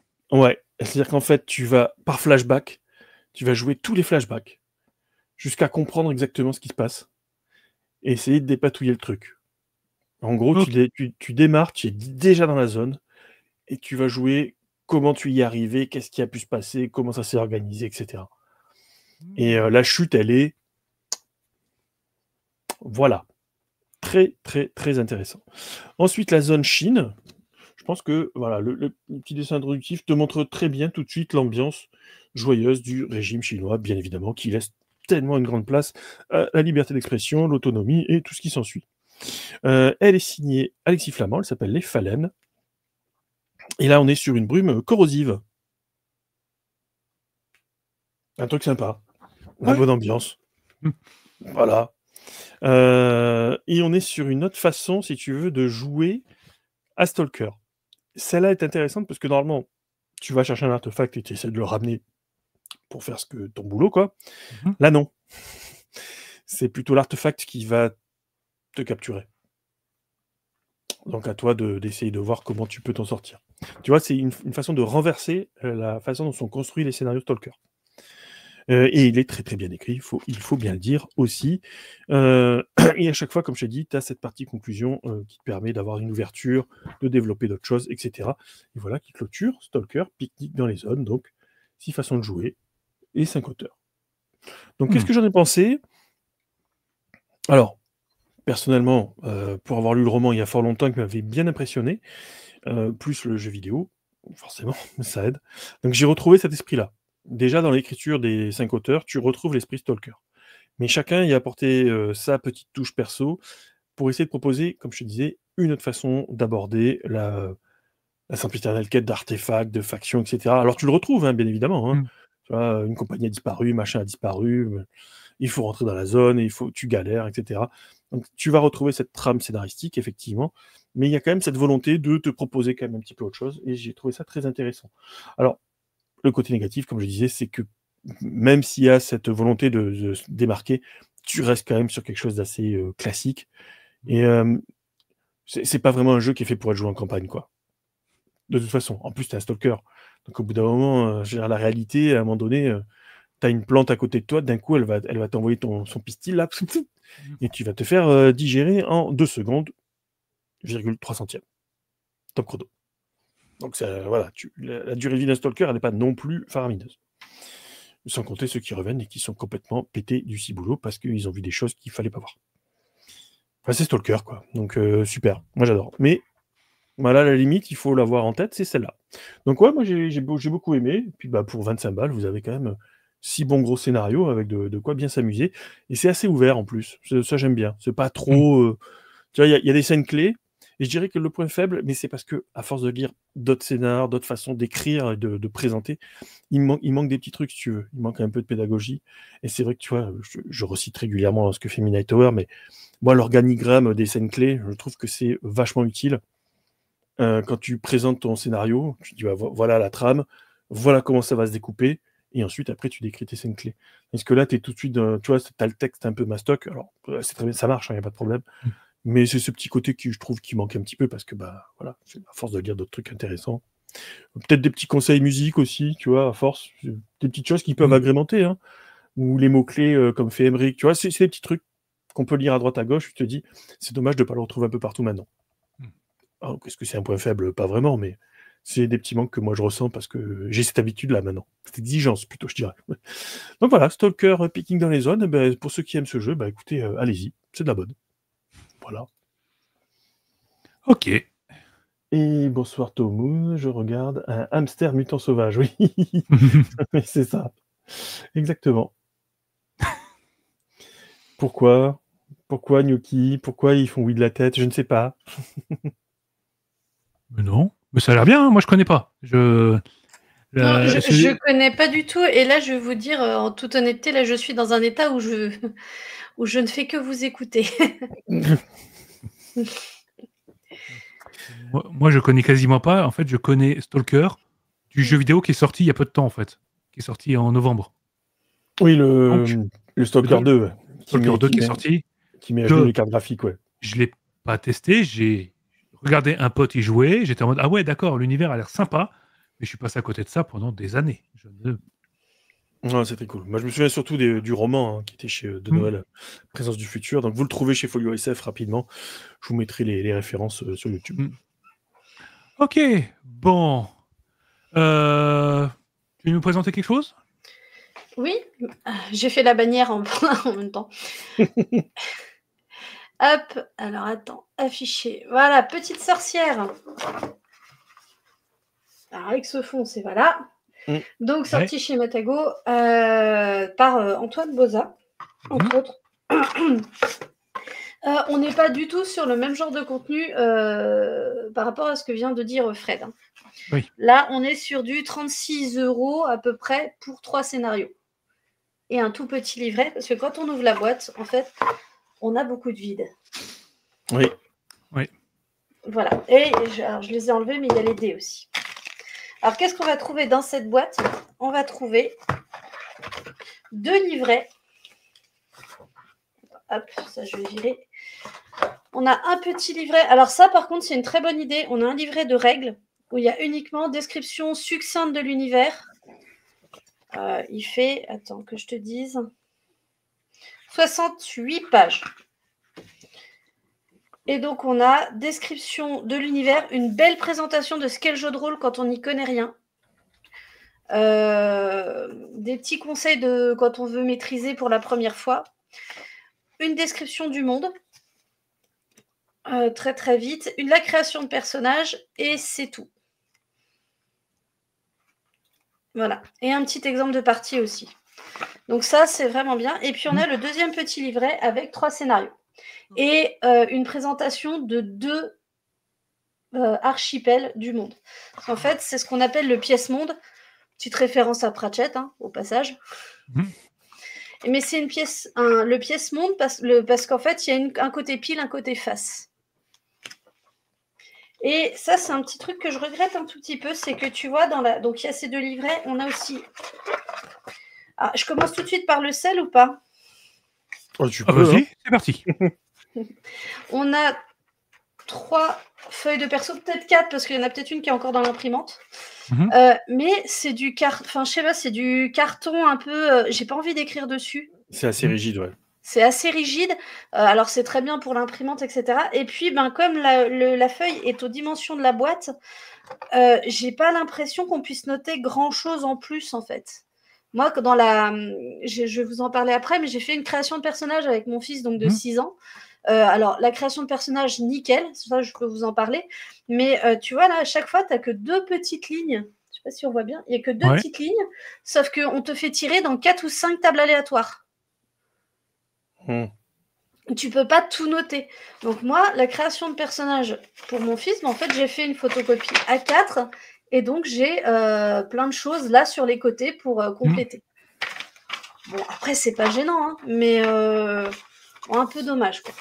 Et puis, pour l'un des scénarios, il y a une aide de jeu avec un médaillon à découper. Je me dis, c'est quand même une maison d'édition qui a l'habitude de faire des jeux de société. Est-ce que ça aurait coûté beaucoup plus cher de faire un truc à dépuncher? C'est une très bonne question. Tu vois, ça, je sais pas. Et puis, quitte à mettre des trucs cartonnés rigides comme ça, pourquoi il n'y aurait pas une petite carte du monde? Alors, pas nécessairement un écran, mais tu vois, il manque une petite fiche récap pour quelqu'un, genre simplement, pas forcément la création de personnage, parce que ça, on peut avoir le livre et puis le faire au fur et à mesure du livre, mais simplement un petit récap, un petit aide-mémoire sur certaines règles de comment on fait un jet ou les règles d'XP, sans que ça soit un gros écran, etc., mais juste voilà, le même format recto-verso, un côté condensé des règles et puis un petit côté règles d'XP, et puis ça aurait été nickel, quoi. Donc voilà. Sinon, à l'intérieur, donc justement, on retrouve, donc je vais vous les montrer, donc ce pièce-monde avec ce côté pile qui est un peu lumineux, éclairé. Hop, ici, on a 5 archipels. Alors l'archipel des steppes tout en haut, où c'est un peu une ambiance montagne avec des yaks, des trucs comme ça. C'est celui que mon fils a choisi tout de suite. Il y avait l'archipel des clés, où là, c'est vraiment des règlements, etc. Le savoir, les érudits. Les forêts un peu sauvages, où on peut aller chercher son familier si on a envie. Enfin, bon, 5 petits archipels très sympa. Et puis, sur le côté face, 5 autres archipels, où là, on va voir les frissons. On a des loups-garous et des vampires. On a Os, où c'est plutôt des pirates. Alors, ça fait un peu Disneyland, dans le sens où c'est plein de monde à côté des autres. les pirates, les machins, etc. Mais pour les enfants, ça passe très bien. Oui. Eh ben oui. Voilà. Ce que je regrette un peu, c'est qu'on nous explique que c'est une pièce, donc il y a le côté pile, le côté face, il y a une dualité. On nous explique que peut-être qu'il y a une légende qui raconte que chaque habitant du côté pile, il a son alter ego du côté face. Et ça, du côté des scénarios, ça peut créer des trucs super intéressants, mais j'ai pas l'impression que ça soit exploité dans les scénarios qui sont fournis. De la même façon, on nous dit que c'est un peu chaud de passer d'un côté à l'autre. Alors, il y a des portails légendaires, il y a des artefacts qui permettent de le faire, etc. Et justement, ça, il n'y a pas non plus de scénario pour nous dire, tiens, vous passez de l'autre côté. On a un scénario qui se passe dans les steppes, on en a un qui se passe dans les murmures, je crois, et puis un autre qui se passe dans les frissons. Si je ne me trompe pas. Il est possible que je me trompe, hein, mais avec 38 de fièvre, j'ai des excuses. Je préviens. Donc voilà. Après, la description, elle est très simple. Tu vois, sur ça, c'est une île. C'est vraiment 3 paragraphes. Il n'y a pas je pense que, comme on discutait en off, hein, c'est pour un enfant qui voudrait maîtriser pour la première fois à 8-9 ans, ça, c'est jouable. Il n'y a pas grand-chose à lire. On peut créer sa sorcière ou son sorcier. Donc, on a le choix entre 2 classes de personnages. On peut être soit un ensorceleur, soit un magicien. Donc, ensorceleur, c'est qu'on vient d'une lignée magique et on a eu la magie qui nous a été transmise par nos parents. Magicien, c'est qu'on l'a appris à l'école. Et ça ne va pas nous donner les mêmes pouvoirs. Dans les 2 cas, on va être capable de faire du pilotage de balai et des enchantements, c'est-à-dire faire de la magie. Mais un ensorceleur ou une ensorceleuse va pouvoir faire de l'alchimie et de la divination, alors qu'un magicien et une magicienne va pouvoir faire de l'invocation et de la métamorphose. Voilà. Je laisse deviner ce que Maxime a pris. Il a pris invocation et métamorphose, bien évidemment, parce qu'il dit comme ça, je vais pouvoir faire Pokémon dans le jeu. Donc, il est déjà en train de faire son propre hack du système. Hein. Voilà. Il apprend vite. Il apprend vite. Bien. Et donc, tu as, pour la création de perso, énormément de tables aléatoires. Et c'est un peu ce que je disais. Donc, tu en as plein sur l'apparence. Et ça peut être bien pour un enfant, pour que...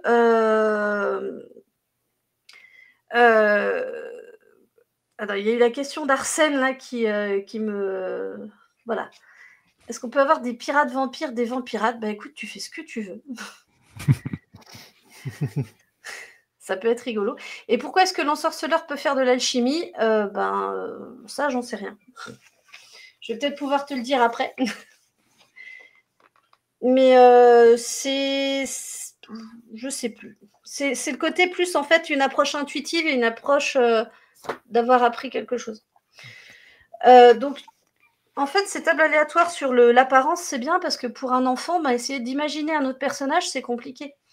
Donc, qu'est-ce qu'il a de particulier ? Donc, il y a au niveau du visage, au niveau des yeux, au niveau des cheveux, à chaque fois quelque chose un peu d'extraordinaire. Par exemple, tu peux avoir des cheveux qui changent de couleur tous les jours, ou des oreilles, ou sur ta tenue, etc. Donc ça va t'apprendre à créer un personnage en prenant en compte son apparence physique et son caractère, et s'il a un signe distinctif aussi.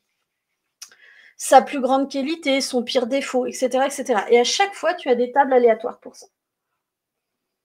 Ok. Et c'est pas bloqué, c'est-à-dire que tu peux parfaitement lancer les dés, voir si ça plaît à l'enfant, et puis si ça lui plaît pas, on relance. Ou simplement lui lire toutes les options et puis dire, écoute, tu choisis celle qui te plaît. Donc voilà, pire défaut. Et puis après, tu lui fais choisir ses préférences. Donc qu'est-ce qu'il aime pas, son activité préférée, de quoi il a peur. Voilà, ça fait des petites... Et puis après, toi, tu pourras broder des scénarios dessus, quoi. Alors, c'est vrai qu'en étant un peu petit, il a beaucoup choisi de choses, genre, lui, son petit sorcier, il aime les bonbons, il n'aime pas les haricots verts. Je peux comprendre. Voilà. Tu as des motivations, et après, on a le système qui commence avec les traits. Alors, les traits, tu en as 3. Tu as le corps, le cœur et l'esprit. C'est assez facile à saisir. Hein. Le corps, c'est tout ce qui va être lié aux caractéristiques physiques. Le cœur, ça va être ton courage et ton charisme. Et l'esprit, c'est tout ce qui est intelligence. Ok. Voilà. Donc, tu vas avoir, tu dois les hiérarchiser. Il y en a un que tu commences à plus 0, un plus 1 et l'autre plus 2. Voilà, donc très facile à choisir. Par contre, pour tes pouvoirs, tu en as un que tu ne peux pas faire et un à plus 1 et les autres sont à 0. Donc c'est facile de le présenter à l'enfant. Tu dis, bah écoute, dans quoi t'es le meilleur? Oui. Qu'est-ce que tu sais bien faire? Donc, alors, tiens, j'ai peut-être ta réponse, Arsène. Oui. Bah écoute, il n'y a pas de réponse. C'est alchimie parce que c'est comme ça. Et puis, tu as un familier. Voilà. Tu as un familier que tu peux choisir. Et puis, tu vas choisir aussi ton matériel, c'est-à-dire ton balai, ta baguette, ton chapeau. Tes signes. Alors, ça n'a absolument aucun effet supplémentaire sur le roleplay, sur son histoire, mais ça aide en fait l'enfant à se projeter dans son personnage. Les règles, elles sont toutes simples. Tu as les 2 dés qui sont fournis. Tu les lances, tu fais le total, et puis tu rajoutes ton éventuel bonus si tu en bénéficies. Mais ils sont tout mignons, les dés, en plus.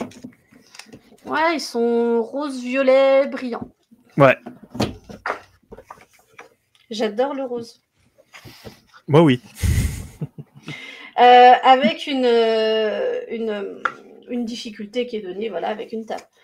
Bon, c'est vraiment tout simple. Moi, ce que j'ai bien aimé, c'est tous les conseils, en fait, pour expliquer justement à quelqu'un qui ne connaîtrait pas le jeu de rôle comment on maîtrise. En disant, par exemple, bah oui, si jamais vous faites un test, vous faites un test, le test est raté, qu'est-ce qu'on fait? Ça ne veut pas forcément dire que l'action est impossible, ça ne veut pas forcément dire que ça s'arrête là. Ça peut juste dire qu'il y a une complication, que ça prend plus de temps, que ce n'était pas la bonne manière de le faire, etc. Donc ça donne beaucoup de conseils. Voilà, il y a tout un paragraphe, rendre les échecs intéressants. Et voilà, comment on utilise ses pouvoirs. C'est peu ou prou la même chose.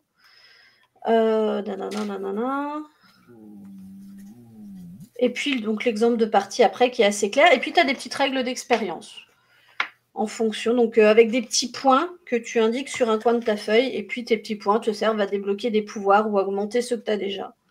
Bon, voilà, quoi. C'est tout simple. On n'en demande pas plus. Alors, ça, c'est pour le livret de règles. Et donc, dans les scénarios, hop, donc l'autre livret. Donc, il y en a 3. Un qui est vraiment un tuto qui se passe dans l'archipel des sourires. Voilà. Qui se passe dans une chocolaterie. Il y a des chocolats qui font rire. Il faut essayer de trouver pourquoi.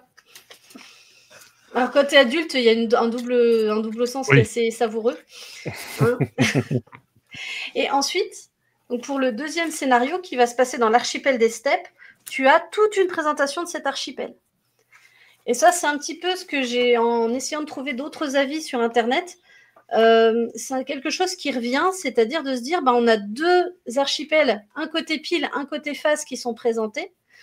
Est-ce que la grosse boîte, elle servirait pas à ce qu'il y ait une suite, en fait, avec d'autres livrets qui, à chaque fois, présenteraient 2 archipels à chaque fois, avec 2 scénarios, par exemple. Ça serait pas mal, parce que vraiment, on a 2 archipels qui sont très bien présentés, dans lequel on pourrait après envisager de créer ses propres scénarios. Hein. On peut le créer pour les autres, mais ça va peut-être demander un petit peu plus d'expérience. Quoique, et encore. Voilà, et puis après on a l'archipel des... Donc le scénario qui se passe dans les steppes, puis l'archipel des frissons qui est présenté, et puis ensuite le scénario qui se passe dans l'archipel des frissons, avec un médaillon à reconstituer. Voilà. Alors, c'est quel stade pour faire des bêtises, nous demande Arsène. Ça dépend. Ça dépend quel type de bêtises tu veux faire. Si la bêtise, c'est mettre une poudre qui fait rire dans dans le gobelet du prof de potion, ça sera de la furtivité, donc j'imagine du corps, mais ça dépend de la bêtise en fait. Voilà, donc voilà, tout petit jeu bien sympa. Donc d'Antoine Bauza, je regardais s'il y avait d'autres auteurs. Contenu additionnel, Patrick Capera, Amanda Valentine et Clark Valentine. Et les illustrations sont de Arne West et Albertine Ralenti. Et les illustrations, c'est vrai qu'elles sont très très mignonnes et très jolies. Ouais, c'est vraiment une belle marque de fabrique, ouais. Voilà. Donc, ouais, un bon petit jeu. Après, voilà, tu as 3 scénarios pour 36 balles, quoi. Mais si... Voilà, moi, à part le bémol sur la feuille de personnage où, tu vois, tu es obligé de noter à côté. Ouais. Là, voilà, ici. Parce que, oui, comment tu fais tenir sur les 2 lignes d'apparence qu'il a un beau sourire malicieux, des yeux jaunes, des cheveux qui changent de couleur, des oreilles pointues, un corps agile et des habits Angry Birds. Non. Donc, mais ce qui est très très bien aussi, et ça c'est... Comment te dire ? Ça fait aussi verbaliser l'enfant sur plein de choses en fait. Et il peut créer comme ça un peu un alter ego et puis il peut te raconter plein de choses. Et donc voilà. Et puis tu as un petit espace aussi pour dessiner. Éventuellement l'apparence. Voilà. Je sais pas si vous avez des questions. N'hésitez pas dans les commentaires de la vidéo, même sur YouTube. J'essaierai de répondre si vous en avez plus. Juste pour rappel que c'était un financement participatif et que Matago et la gentillesse de nous envoyer le service presse. Oui, c'est un service presse, effectivement.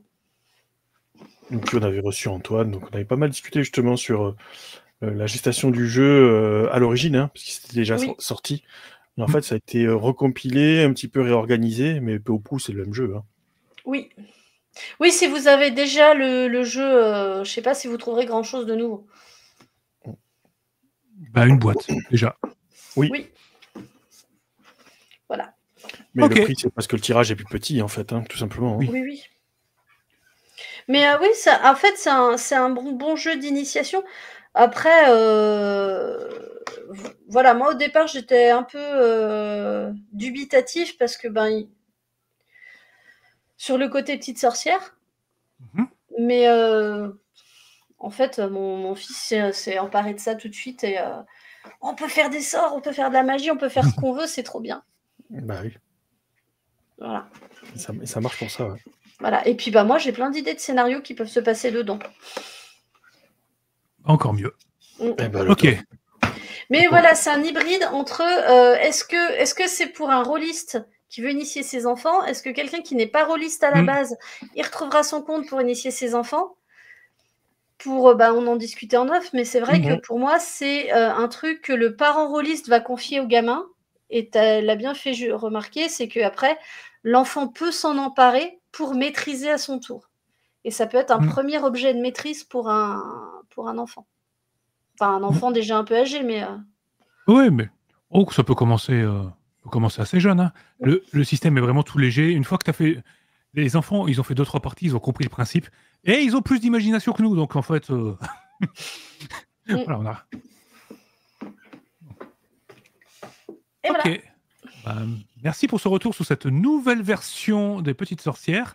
Moi, j'avais l'ancienne édition que je n'ai pas retrouvée. Mais ouais, moi, j'avais la première, c'était le fascicule souple. Il n'y avait pas la boîte. Il n'y avait pas les scénars. Ok. Bon. Voilà. Un deuxième zoom. Merci beaucoup. Ok, c'est parti. On va parler d'un... Ouais, mais c'est parti. On s'arrête plus. Ok. Troisième zoom de la soirée. On va parler de Thirsty Sword Lesbians, sorti chez Spectrum Édition. Voilà, petit bouquin, ça vient de sortir. Littéralement, c'est sorti. On a reçu l'éditrice il y a quelques temps. Donc, ça, c'est un jeu qui était ça, c'est une traduction d'un jeu sorti chez Evil Hat, gros éditeur américain. Donc, quand même, quand il s'agit des jeux sous Apocalypse, par exemple, ou Fate, voilà, il pèse bien. Donc voilà, ça c'est une traduction. Il y a eu un financement participatif il y a quelques mois et quelques semaines après, le bouquin arrive déjà. c'est du rapide, ça fait plaisir. Donc, on va parler de ça. Alors, je précise, ce n'est pas un service presse. Je l'ai acheté moi-même, avec les sous. Voilà, j'ai dû sacrifier des figurines Warhammer. Voilà, j'ai pas pu acheter, compléter ma collection. Donc, on va voir ce que ça a dans le ventre. Qu'est-ce que c'est que ça? Alors, c'est la traduction, comme je disais, d'un jeu qui a obtenu déjà quelques succès. Donc, qu'est-ce que c'est? On est dans un jeu où on va jouer des personnages LGBTQIA+, donc des persos queer, c'est clairement ça. Donc, dans des intrigues un petit peu enlevées. Donc, ça veut dire pas mal basé sur, en reprenant des codes du KPDP. Donc, ça va être virevoltant. On parle beaucoup d'épée parce que ça permet des duels très cinématographiques avec toujours la petite réplique cinglante qui claque, de la romance, de l'aventure, bref, le style qu'il est bien. Donc, le jeu, il est sorti, et il a raflé déjà pas mal de prix, déjà pour comprendre pourquoi j'étais curieux. Parce qu'au Nebula Award, en 2022, il a gagné le prix de la meilleure écriture, je vais y revenir. Ensuite, il a gagné le prix des Ennies, donc il a gagné le médaille d'or du meilleur jeu et la meilleure médaille d'or du meilleur jeu de l'année, du produit de l'année. Donc, je me suis dit, tiens, voyons voir, est-ce que c'est mérité? Parce que quand même, il y avait de la concurrence. Donc voilà, le format, on va zoomer un petit peu en espérant que ce soit lisible. Vous avez vu ça? Jolie main, c'est les miennes. Excusez-moi, je suis fatigué, le café fait plus effet, on approche de la fin de semaine, on a tous une semaine compliquée. Je suis parmi du Nouvel An, ni de Noël, ni de l'année d'avant. Je suis encore en train de récupérer 2021, alors c'est compliqué. Bref, on est sur un bouquin qui fait 240 pages, couverture souple, tout couleur, au prix de 34,99 €. Alors, il n'est pas trouvable actuellement en boutique, vous trouverez facilement sur le site de l'éditeur. Je mettrai le lien en description. On va le mettre dans le chat et je mettrai en description de la vidéo. Donc, voilà. Donc, le petit marque-page qui va bien. Après, j'y pense à toi. C'est beau. Voilà, petit marque-page qui était avec. Dans le bon sens, c'est mieux. Littéralement, vous avez le cheminement du scénario. C'est propre. Ah ouais. Propre. C'est rigolo. J'aime bien. Donc, vous montrer un petit peu, c'est plus pour vous montrer la maquette parce que je trouve que de ce côté-là, il s'en sort extrêmement bien le jeu. Donc, en termes d'univers, c'est quoi? En fait, il n'y a pas d'univers précis. Vous allez avoir plusieurs settings, je vais y revenir. Mais surtout, voilà, pour jouer des aventures, ça va parler flirt, romance, aventure. On est sur de l'aventure héroïque, clairement. Vous n'êtes pas là pour faire de l'appel de Cthulhu bien sombre, un Deltarune ou ce genre de choses, le genre de jeu que je fais d'habitude ultra sombre, déprimant. Et donc, non. Faut que ça claque. Et des couleurs, vous allez en voir parce que le livre est très coloré. Les illustrations vous font comprendre immédiatement dans quel type d'ambiance on va jouer. Donc, on a les codes, qu'est-ce qu'on va jouer exactement? Parce que on va reprendre les codes des communautés queer et on vous explique quand même qu'est-ce que c'est, comment ça se passe et comment être à l'aise avec. Parce que tout le monde n'est pas forcément à l'aise avec l'idée de jouer un jeu basé sur les romances ou ce genre de choses. C'est bourré de conseils de ce côté-là, vous n'êtes pas perdu. Quelques idées de flirt, la liste elle est super bien. Il précise bien, attention, dans la vie de tous les jours, évitez de le faire, il y en a quand même certaines, ça va être un peu bizarre. Bref, on va vous expliquer comment ça marche, les outils de sécurité émotionnelle et tout, il y en a plusieurs. Et on va arriver très vite au système, parce que ça fonctionne sous le système Apocalypse. Système Apocalypse, il y a plein de jeux qui l'utilisent maintenant. Beaucoup. On rappelle le principe, ça va fonctionner avec 2d6 plus la valeur de caractéristique qui va en général, -2, entre -2 et +2. Voilà. Vous lancez les dés, vous additionnez la carac. Si vous faites 6 ou moins, c'est un échec. Si vous faites 10 ou plus, c'est un succès. Si vous faites 7, 8 ou 9, c'est mitigé, c'est un oui, mais on peut mieux faire. Voilà. Le principe. Donc c'est ultra simple. On va vous expliquer rapidement comment fonctionnent les manœuvres. Donc une manœuvre, c'est faire ses actions, pas des compétences, c'est faire un type d'action précise. Ça peut être flirter, ça peut être se battre, ça peut éviter de s'en prendre plein les dents, réconforter quelqu'un. On vous explique comment ça fonctionne à chaque fois. Et là, on va arriver sur quelque chose qui est très très bien fait dans cette version de l'Apocalypse, c'est que tout est largement expliqué. Vous avez des exemples dans tous les sens. Et j'ai envie de dire qu'actuellement, on est sur la version du moteur Apocalypse la mieux expliquée qui soit sur le marché. Voilà. Pour moi, il y avait Monster of the Week qui s'en sortait vachement bien parce que le jeu, c'était quasiment que des conseils pour mettre ça en scène. Mais là, on a atteint un niveau encore au-dessus. Voilà, il y a encore des années d'expérience derrière, donc on le sent et ça fait plaisir. Parce que c'est un système où les gens ont encore un petit peu de mal à comprendre comment ça marche quand on est de la vieille école ou qu'on est un petit peu habitué plus à des jeux plus traditionnels. Je pense à Donge, le classique. On a du mal à passer sous l'Apocalypse. Là, c'est clairement expliqué. On vous explique comment fonctionnent les manœuvres, à chaque fois plein d'illustrations, et surtout à chaque fois une page d'exemple pour chaque manœuvre. Pour chaque point de règle, vous avez une page d'exemple. Voilà, et ça fait plaisir. Et les exemples, ils sont bien. Je veux dire, il y a pas mal de jeux que j'ai lus récemment, j'en parle pas forcément là, mais des jeux où on vous balance un exemple, vous savez, un extrait de partie pour vous expliquer un point de règle, et après, vous lisez l'exemple et vous n'avez pas compris pour autant le point de règle. Voilà. J'ai vu ça dans un jeu cyberpunk américain que j'ai reçu. J'en parlerai même pas parce que c'est les pires exemples du monde. Voilà. Voilà. Oui, et Arsène, tu fais remarquer oui, que les illustrations suivent le même groupe de personnages, ça évolue, donc oui, l'histoire évolue avec les illustrations dans le bouquin, c'est génial. Donc, vous expliquez, voilà, donc vous avez toutes les manœuvres, il y en a plusieurs, rangées dans différentes catégories. Encore une fois, il y a pas mal de choses. Les manœuvres réparatrices, en fait, elles sont classées. Ça, c'est une nouveauté aussi, ce que le système Apocalypse ne fait pas ça souvent, c'est, en général, vous avez toutes les manœuvres, basta. Là, elles sont vraiment classées par type d'ambiance, de qu'est-ce qu'on veut faire avec, c'est trop bien. Et on va arriver très vite aux archétypes, donc qu'est-ce qu'on va jouer? Et là encore, j'ai été bluffé parce que je pensais avoir tout vu dans le système Apocalypse, c'est-à-dire, ouais, ok, je regarde le livret, je vois ce qu'on peut faire, en général, on se prend pas trop la tête. Mais là, certains archétypes, voire même quasiment tous, ils ont des règles spécifiques, mais elles sont vachement bien faites. Genre, la bête, c'est un archétype en fait qui va pouvoir se transformer, l'équivalent d'un loup-garou, ce genre de choses, si vous voulez. Et en fait, vous allez avoir une jauge de bestialité qui va augmenter en fonction des actes, de type d'action que vous allez faire. Voilà. On vous dit que si vous prenez, vous affichez vos émotions en public ouvertement, ou vous avez une apparence choquante, ça fait monter la bestialité. Et quand votre jauge est montée au max, vous pouvez vous transformer, il y aura des bonus.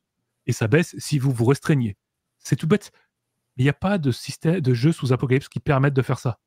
Là, on a atteint un niveau dans le game design sous Apocalypse que je trouve vraiment, vraiment pertinent. Donc, vous allez avoir toute la liste des archétypes. Or, c'est des archétypes connus, on les a vus un peu partout, mais ça a été retravaillé. Voilà, toujours des exemples. Dévoué, l'élu, le repenti. Et à chaque fois, en donnant un exemple, pourquoi je serai dans l'équipe. Voilà.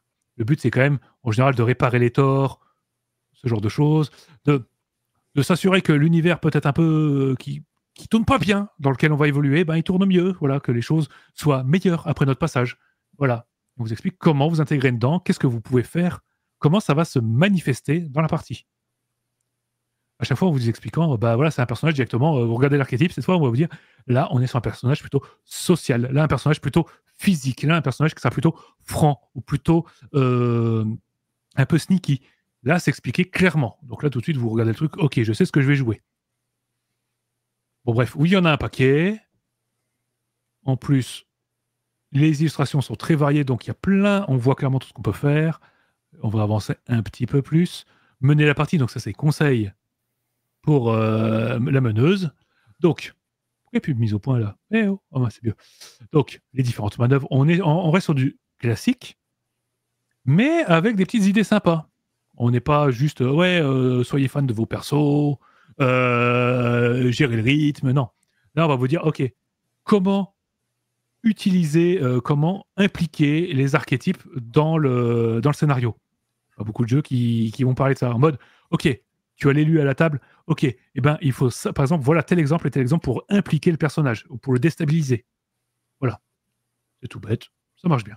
Donc après, on en a pas mal, et on va très très vite arriver à la structure d'une partie, voilà, que vous avez vu, hein.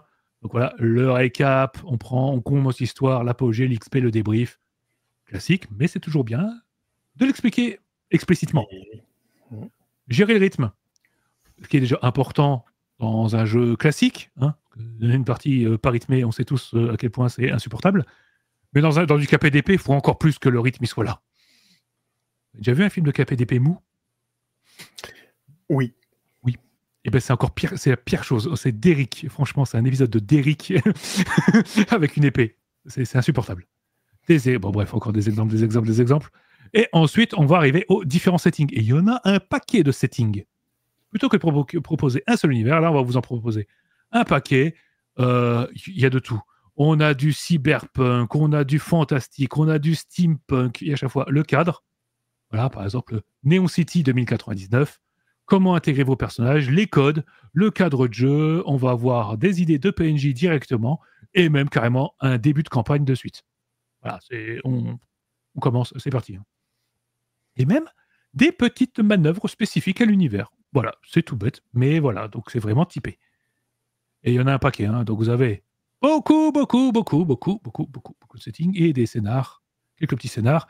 Et à la fin, on a encore quelques petites choses avec tout ça.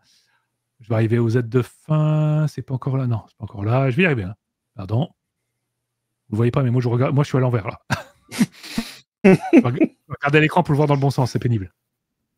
Donc, les illustrations. S'il n'y a pas de magie, s'il n'y a pas de romance, s'il n'y a pas d'épée, comment s'approprier vraiment le jeu si on n'est pas à l'aise avec certains thèmes. Les codes récitrans. Donc en plus là, vous êtes pris. On vous explique tout. Clairement, vous soyez à l'aise. Un glossaire, voilà.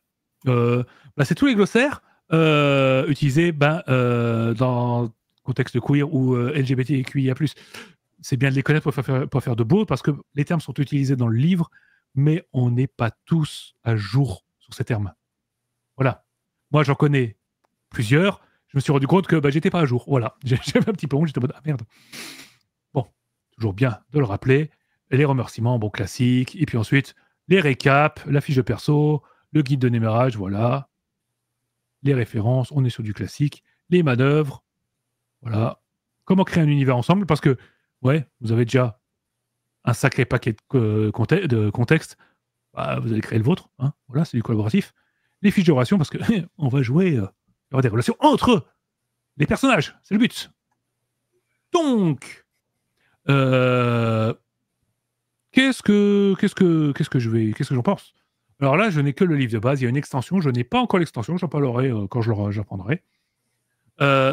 En termes de game design, voilà, parce que c'est un des trucs que j'ai regardé le premier, parce que le système Apocalypse, c'est un système que j'aime beaucoup. Je voulais voir ce que ça avait dans le ventre, parce que c'est un système, c'est un peu comme DD5. Voilà. C'est un jeu où tu as beaucoup de jeux qui se disent « Ouais, je vais prendre le système parce que c'est un système bankable et je fais aucun effort. » Voilà. Par exemple, DD5, Hellboy, je ne sais pas si vous vous rappelez. Voilà. La fainéantise. Avec un grand F. Voilà.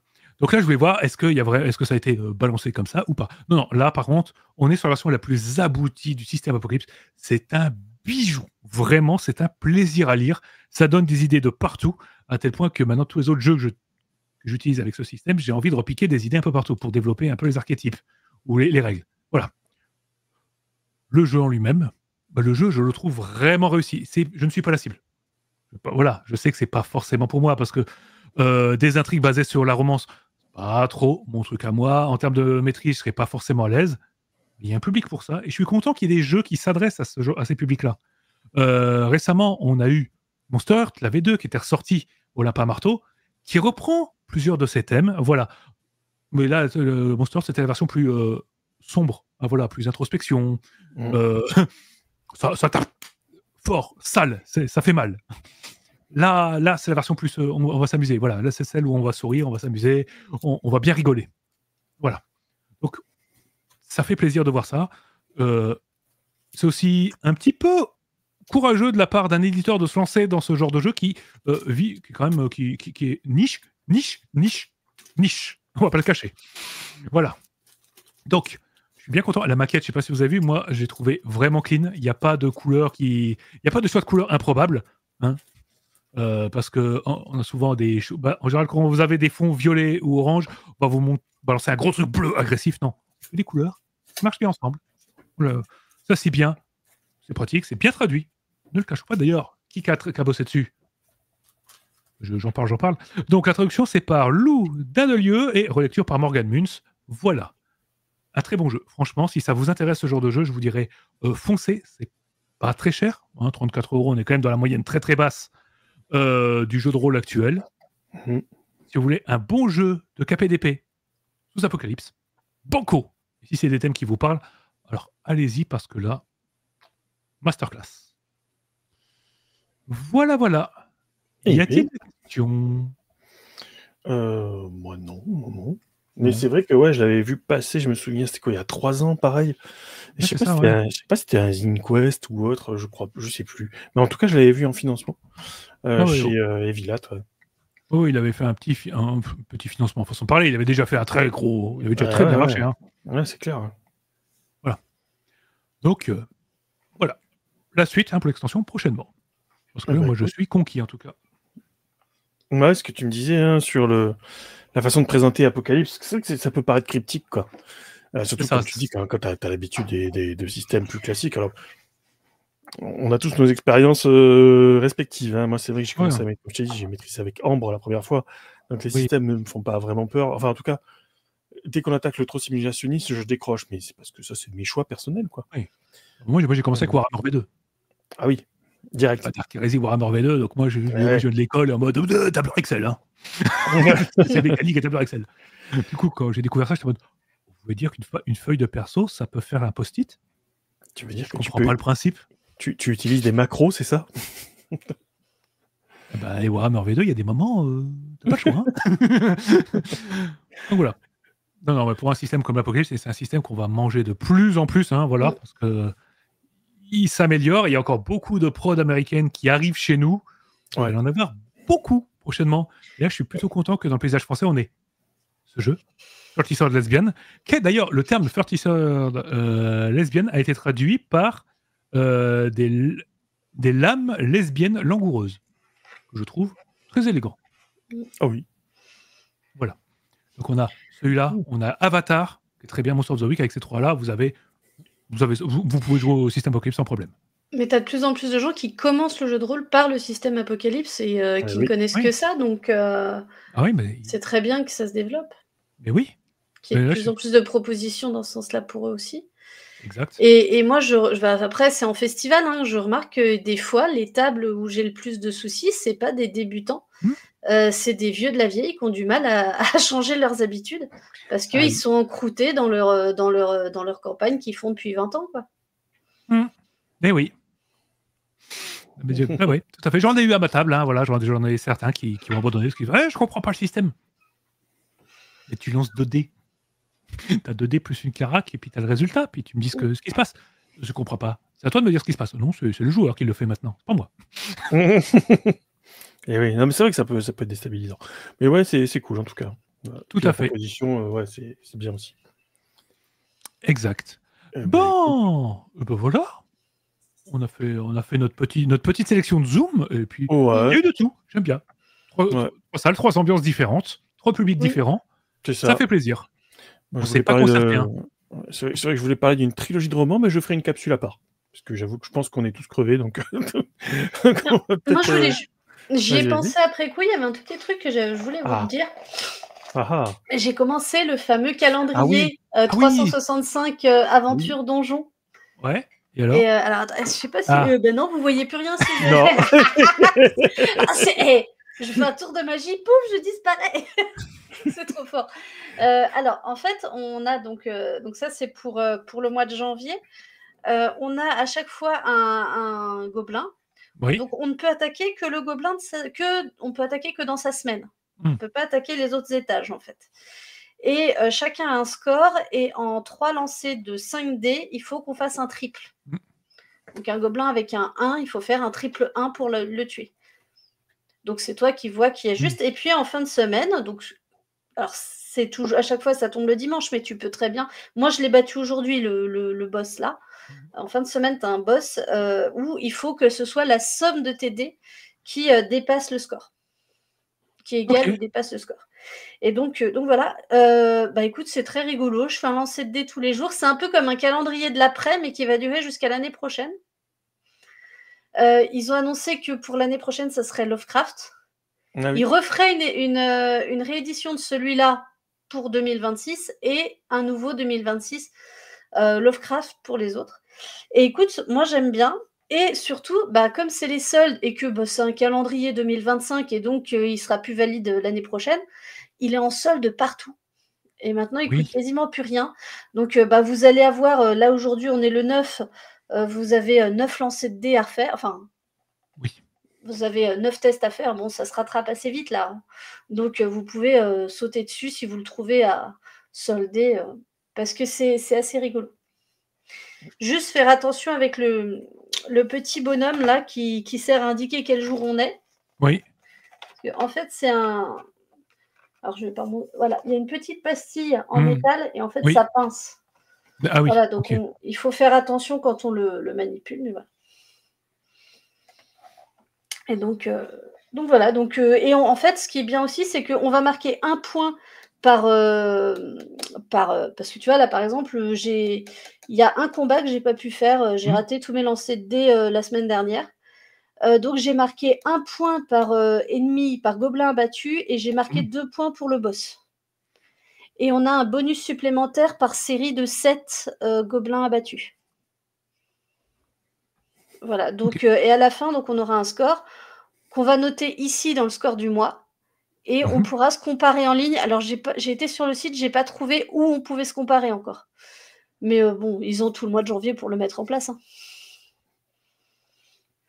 Et donc après, on pourra se comparer les uns les autres, savoir qui c'est qui a fait le meilleur score dans le donjon. Ok, j'aime beaucoup l'idée. Franchement, c'est génial. Surtout qu'après, ça va évoluer. Parce que après, tu auras ici des pièges. Ouais. Alors, le piège, je me suis spoilée, mais en fait, les pièges, c'est que tu n'auras pas le droit d'avoir un 2 dans ton résultat. Ah, ok. Si tu veux le désamorcer. Il faut faire un lancer sans avoir tel chiffre. Et puis après, tu débloqueras, je sais plus quoi, à un moment, tu débloques une épée, à un moment, tu débloques la boule de feu, à un moment, etc. etc. Donc, ça va évoluer, quoi. Mais tiens, si tu veux, moi, la prochaine fois, je vous parle. Tu sais, je t'avais déjà montré hein, le calendrier of Many Adventures 2025. Donc, c'est une aventure par mois. Donc là, au mois de...